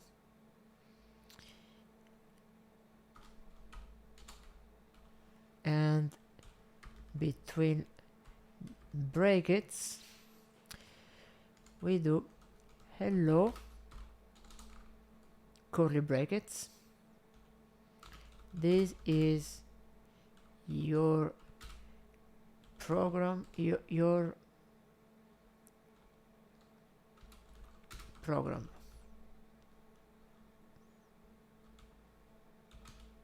And then we do name value, and I think cannot find the value. Oh, wait a second. Let name. Yeah, because I didn't specify the variable type. So if we do this, it thinks it's a number, so it's an integer, and it's fine. But in order to do a string, I think we have to do something different. Where is it? Types? No. Custom types, primitives. Should be in the very basics. Let logical, let default integer. Let mutable. Nope. These are numbers. These are integers.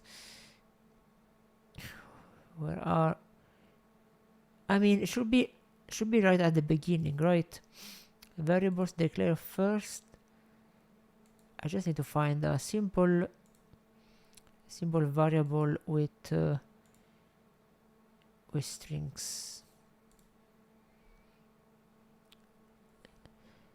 Primitives, compound types.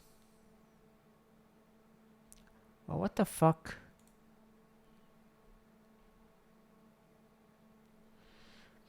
Char Unicode scalar values like no.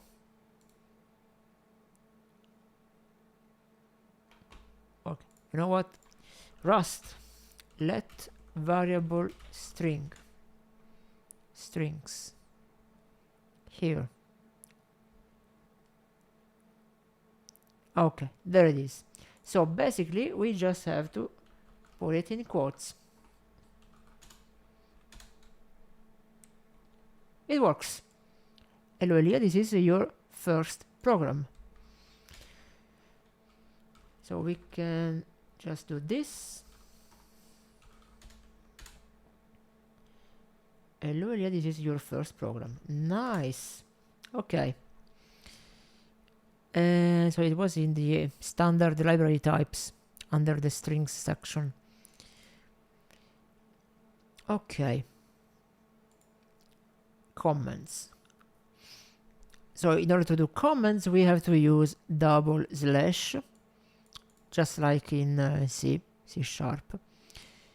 and slash asterisk for a block. So basically we can just do this.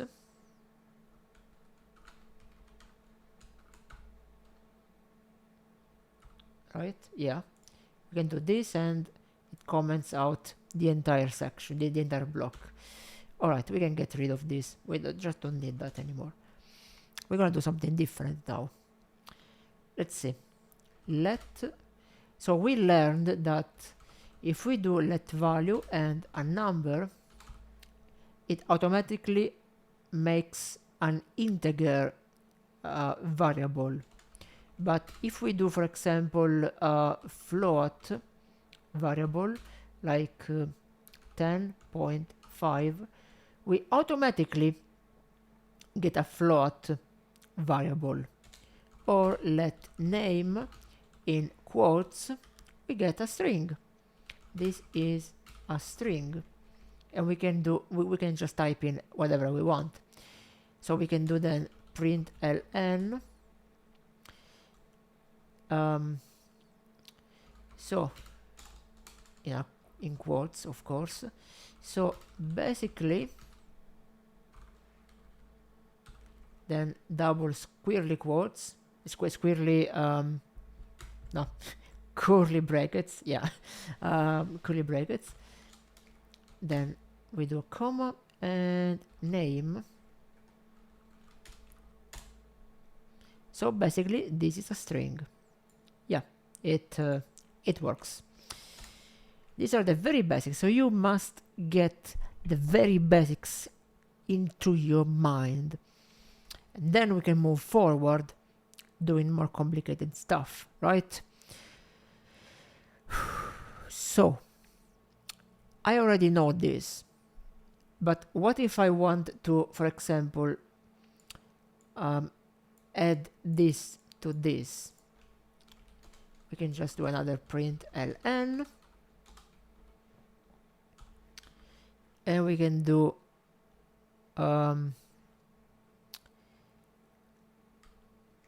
we have to make another variable.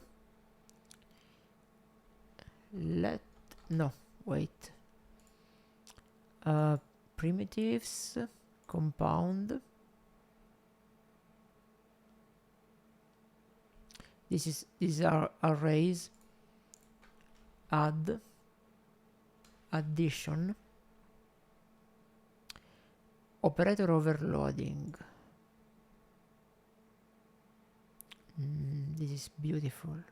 Okay, so we do it in the here inside the print. So for example, 10 plus 10.5 equals curly brackets, and we do a plus b, and we call this a and this one b.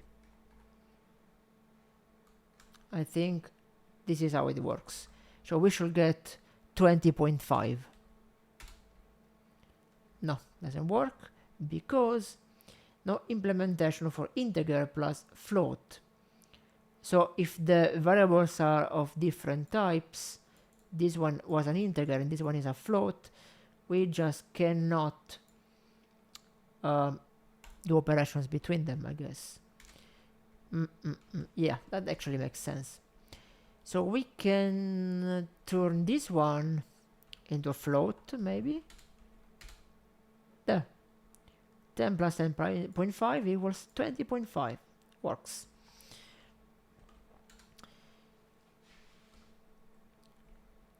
Now let's make a GUI.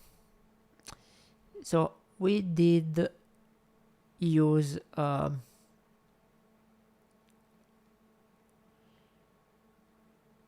we were using iframe,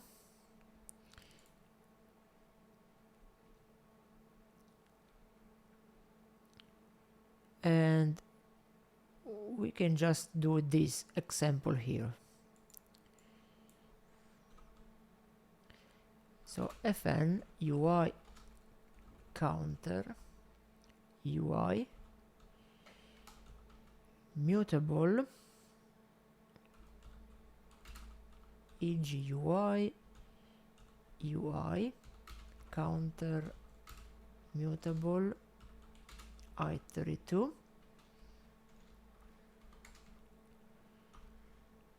I prefer to type the examples rather than doing copy paste, so I get a little bit of more muscle memory, and I kind of understand more about the code rather than doing just copy paste compile. Yeah, it works, cool, and I don't learn anything. Instead, if I do this practice, this is more actual practice, copying manually. Yeah, I'm still copying, but manually, and I understand it a little bit more. So UI horizontal. So basically, I'm putting the buttons horizontally. It's like a horizontal layout for the buttons. So we do this UI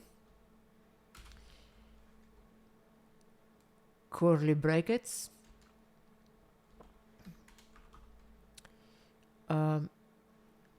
if UI button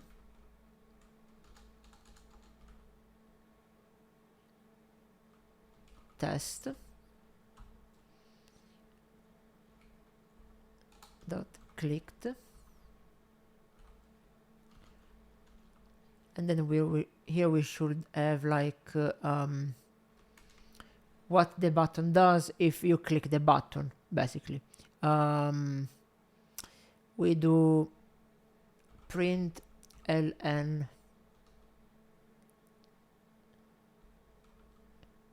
test. Okay,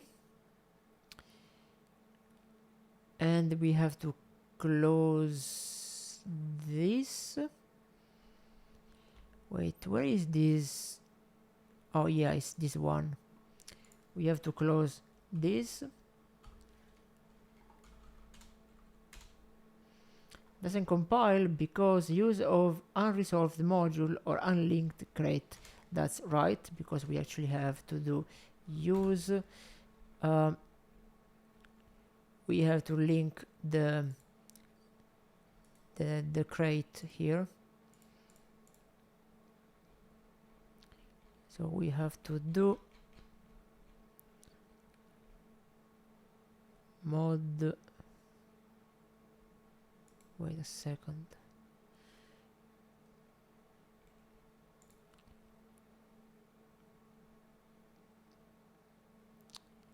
I just wanna see again how to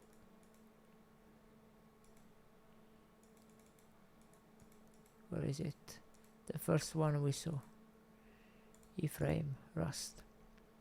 Yeah, so we do use iframe eguy, and then in the main function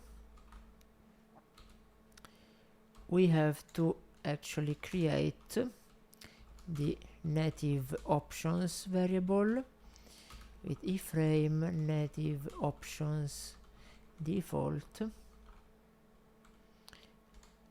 and iframe run native test GUI application. Native options box new cc. Okay, box new test app, test app new cc 1 2 3 4 5. Okay, then we close this, and we have to do derive or default struct test app.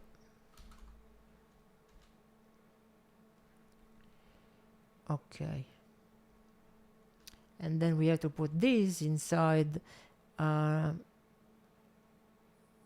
inside impl. Customize the guy here with CC guy CTX set fonts and CC guy CTX set global style. Restore upstate using CC storage. Use CCGL global context to create graphics shaders and buffers. eGuy paint callback. Okay. We're just gonna do impl iframe app for test app. Gonna close this one.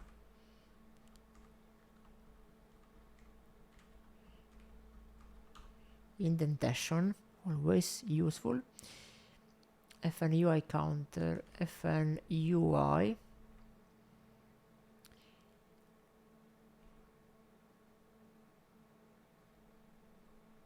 Okay, we have to do the creation context. So, impl test app.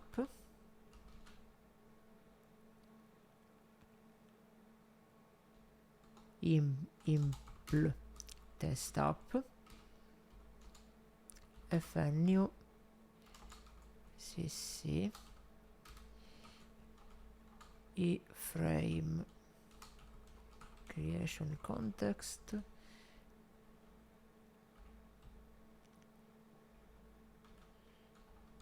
arrow self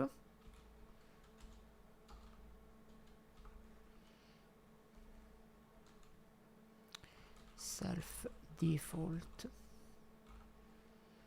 Okay, should compile. Expected emute self. Okay, so expected emute self. That means we just have to do this. Emute self.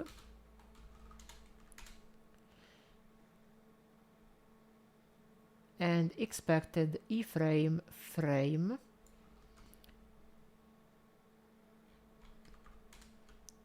Oh yeah, that's right, because this was another example. Expected 1 of 9 possible tokens. What does it mean? Iframe frame. All right. It's missing this. Frame column. Emute iframe frame.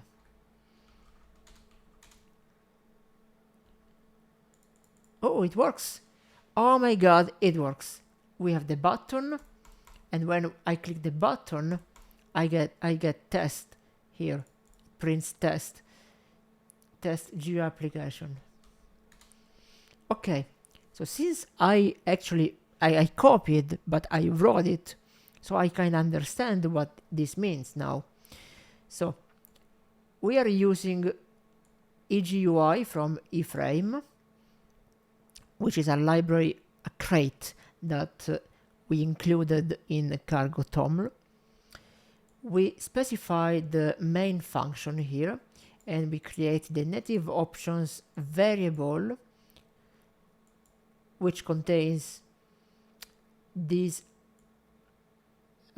function from the crate iframe, and then we create the actual window here with this title,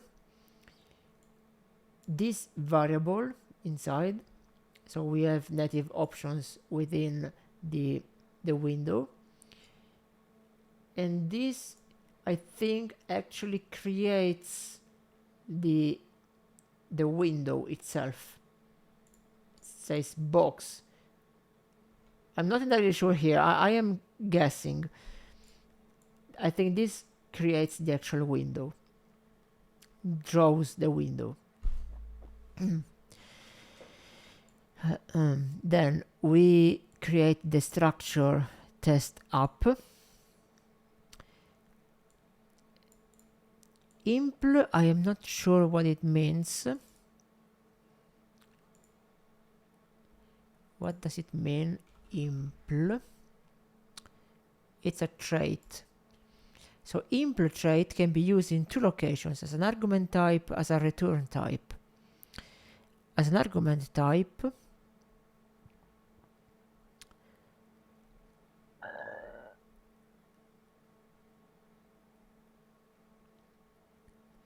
so the trait impl test up as this new creates this new function, and we use this here, I think. Okay, this is the actual UI, and inside here we have the UI button. Here's missing a indentation.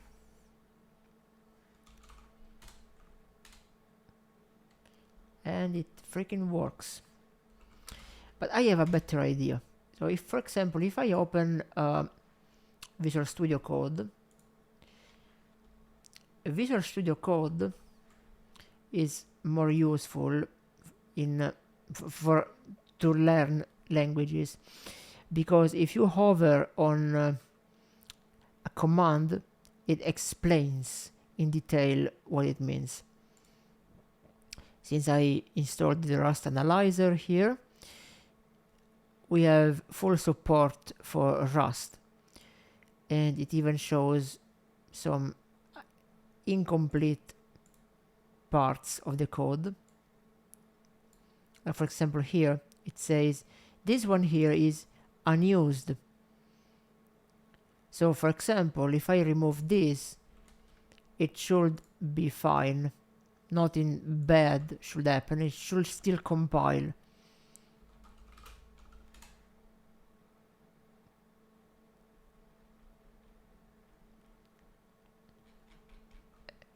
And it actually didn't compile.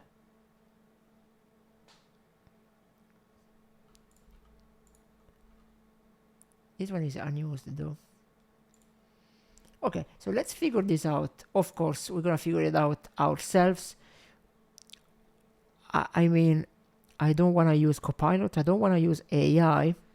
I take this like a challenge, because this way I force myself into thinking, okay, what does it mean? Why do we have this problem here? So, if this is intentional, prefix it with an underscore cc. It's an unused variable. Okay, so we do this, we prefix it with an underscore, and the problem is solved. And it still compiles fine. Okay, good. Then we have frame. This one here. This also should be prefixed by an underscore, and two problems already solved. But this one here, let's see what Visual Studio suggests. Unused standard result. That must be used. This result may be an error variant which should be handled. Main.rs use let underscore to ignore the resulting value. iframe pub fn run native web name. This is how you start a native desktop application.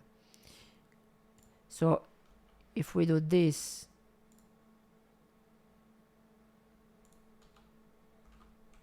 the error is fixed, but we also have to put the same thing here, and the error is back. Interesting. So let's see the log here. This result may be an error variant which should be handled. Let iframe run native.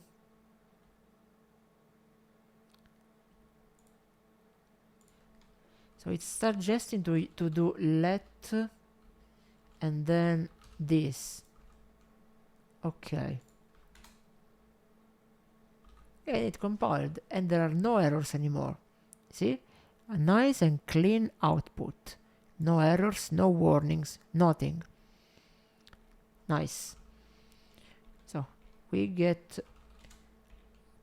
clean terminal here. Cargo run. And that's just the compiling time, which is 12 milliseconds, and running the executable here. Neat. Okay. So, for example, if we want to know what this means, we can just do this, explain, and we get an explanation of what it means. That's good for studying, because yeah, I mean, this guide here, it's a bit more advanced. Doesn't explain the basics. We need the basics when we learn a language. This impl test app block adds functionality to the test app type, specifically a constructor style function named new. In Rust, self refers to the type currently being implemented, so the return type self means new, returns a test app. The parameter cc iframe creation context is the creation context provided by iframe when the app starts. The leading underscore in the cc signals that the parameter is intentionally unused, which suppresses the compiler's unused variable warning, which is the same thing that we did here, because it's unused. This is an inferred lifetime for the borrowed context reference, because in Rust we have ownership and borrowing for the types and the functions. Inside the function, self default creates and returns a default initialized test app. This means new is currently just a thin wrapper around default, so startup ignores any data available in creation context, such as setup time configuration, visuals, or persistence hooks. Good. So implementing functionality for a type. Wow, and we get all of these explanation here. I think actually Visual Studio is a bit better when you learn a new language. Okay. So let's do this. Use iframe, EGUI, self central panel, context, role area, side panel, top bottom panel. We don't need all of that stuff. We just need self. And maybe I want a central panel. FN main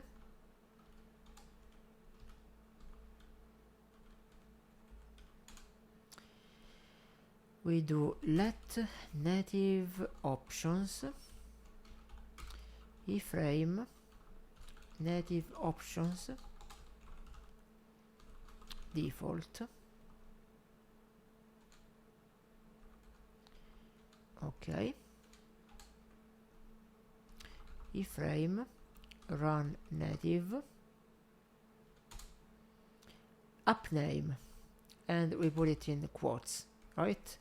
So test application, native options, app creator.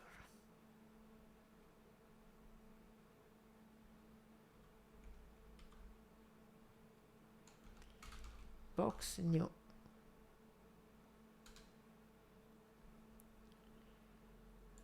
Why do we have two of these? Wait, there's some. Oh my god, Copilot is being. How do I disable this? I want to disable this.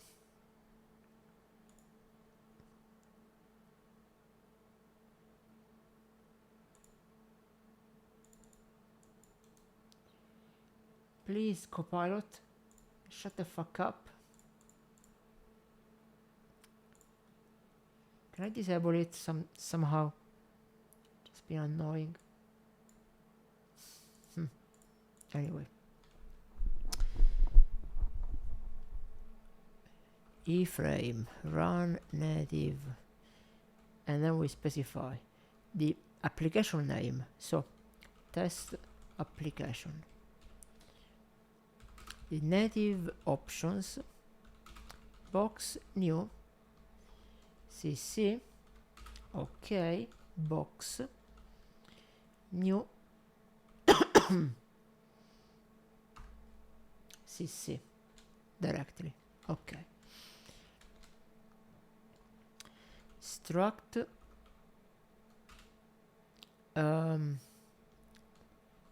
desktop.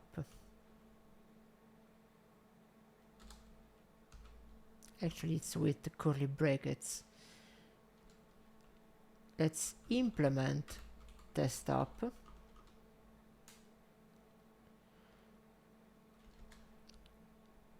And implement the iframe.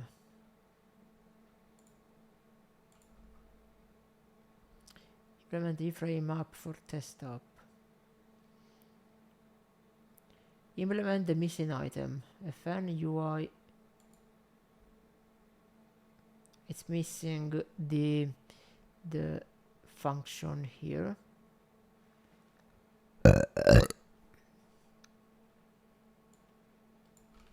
FN UI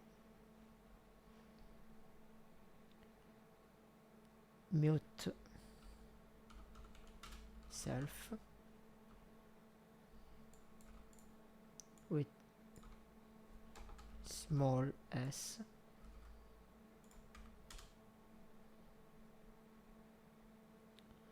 Control panel default show warn deprecated on by default. Change the parameter type to match the trait.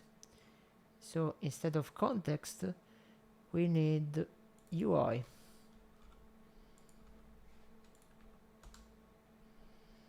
And then we have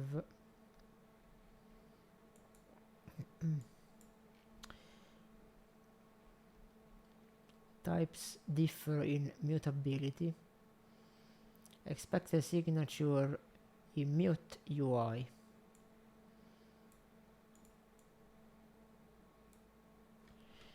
Mute UI, and now it compiles. Hello world, test application, because we have a label here. We can also do UI button. Click me.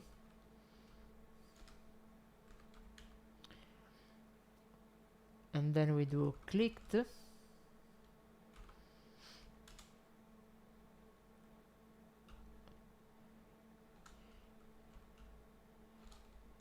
Clicked.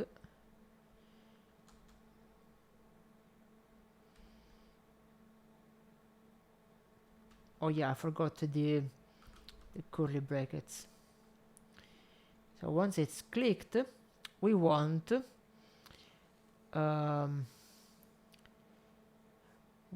make a new window. So in order to make a new window, we need to do a new iframe.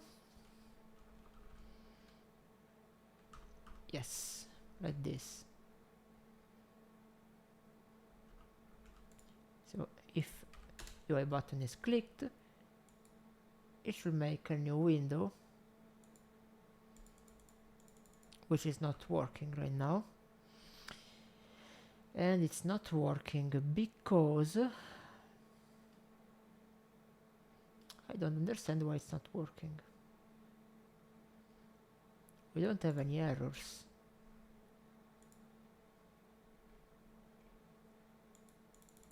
And we don't have a log.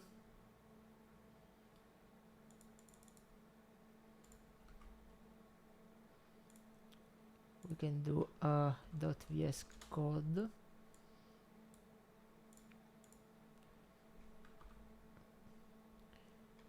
And we make Rust.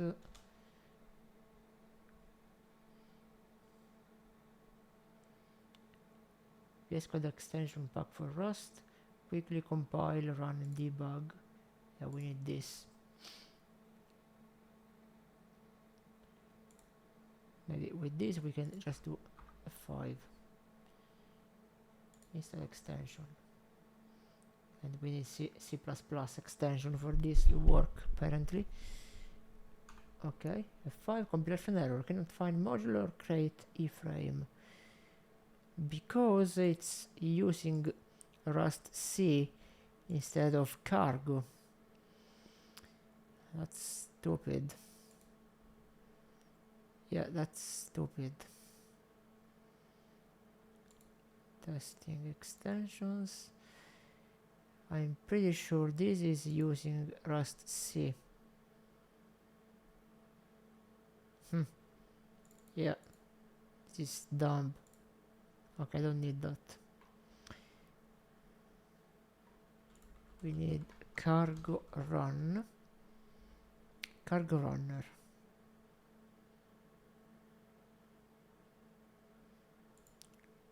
Maybe it's this one.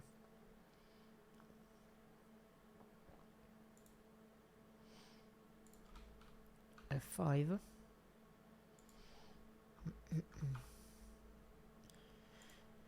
Oh my god.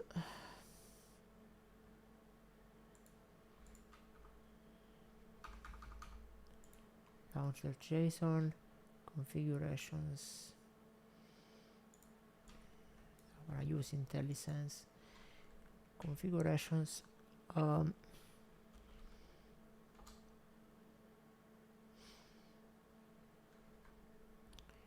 Command cargo run. Name run Rust application. Okay.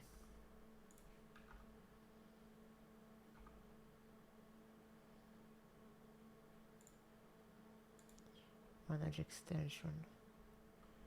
Okay, it works.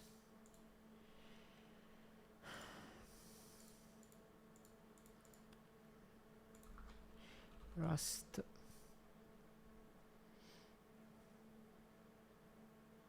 Rust analyzer. Rust deprecated. Rust syntax. Where is it?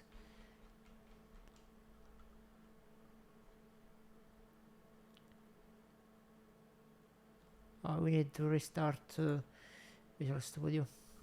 Alright, let's do this very quickly. CD here.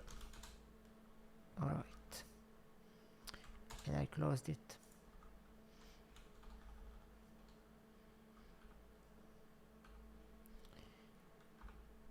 So I just do F5 and now it automatically compiles and starts. So we can see hopefully what it does. The debug console. No, we don't see it. We don't see anything.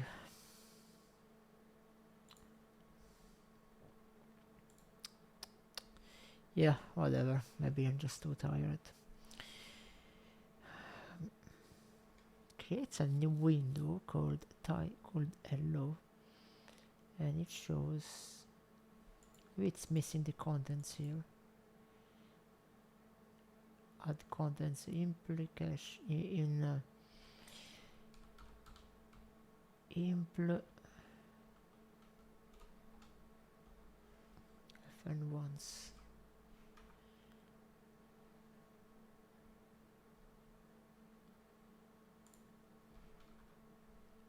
Is it compiling?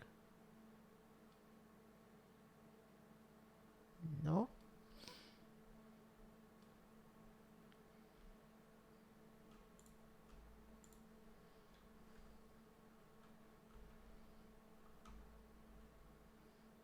UI frame.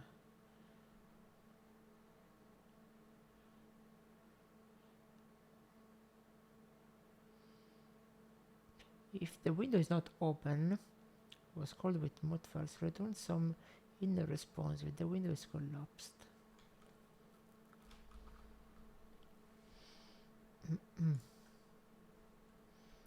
What does it mean?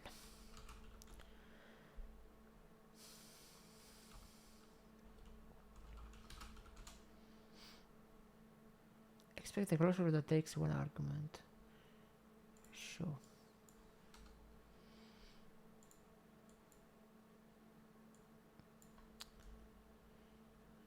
Whatever, we can also do UI, heading, hello world, UI label, is a test application, UI button, if UI button click me is clicked, UI label button clicked.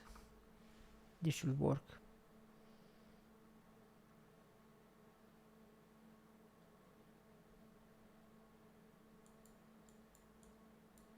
And it just disappears though. Why does it disappear?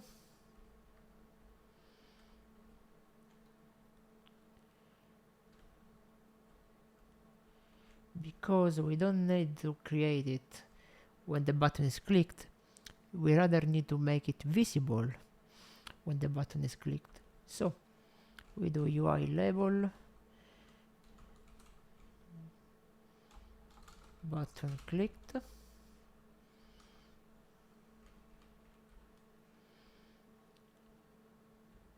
dot visible false, and we just do UI label set visible true.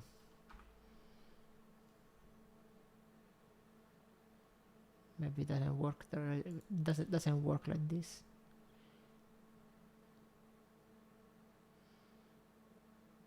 Yeah, doesn't work. Method not found in response. Set visible is available in emute UI. Yeah, doesn't work.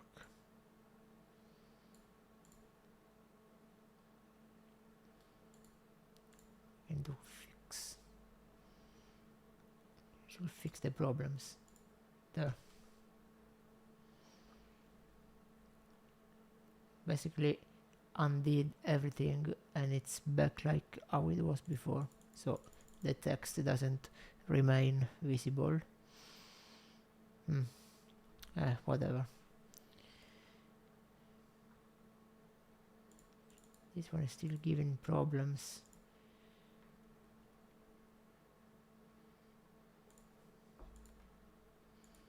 And now this is giving problems.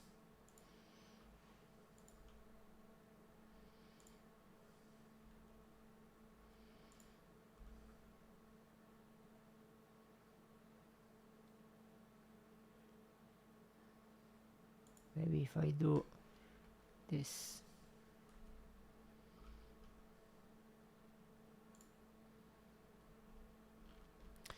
Whatever. Anyway, guys, I'm just too tired.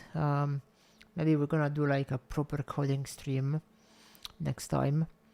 That would be fun if we start coding when I'm still fresh. And in the meantime, I wanna study some more because this is a very interesting programming language, and I really like how actually stable it is when it works, when it compiles properly. And I especially love how the compiler exactly shows the problems. Like for example here, this is expecting a closure that takes one argument. I just need to understand what it actually means. But the closure is expected to take one argument, but it takes two arguments. Because we have CTX and the UI. We only need UI, for example. I think this is what it means. So we do UI.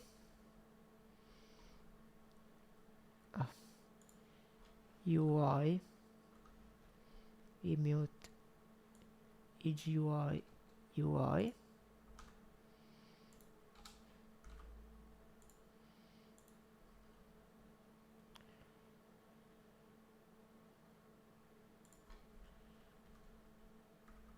I mean, it's just a warning,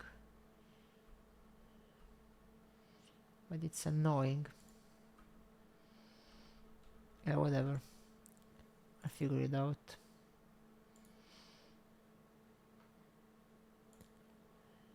Maybe we can like fix the entire block like this. Fix the implementation.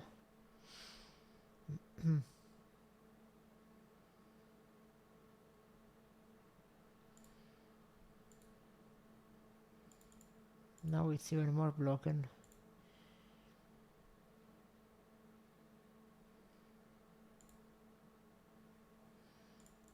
Now this is broken. As you can see, Copilot is just garbage. It's a pile of shit, of junk. I hate it. Anyway, I'm just too tired, guys. We're gonna do like a proper programming coding stream maybe next time. Again, I don't know if tomorrow I'm gonna stream. It depends how the day goes. For example, yesterday I was a little bit more, energetic. Today was a pain in the ass, the work. Maybe tomorrow will be even worse because I have some appointments already.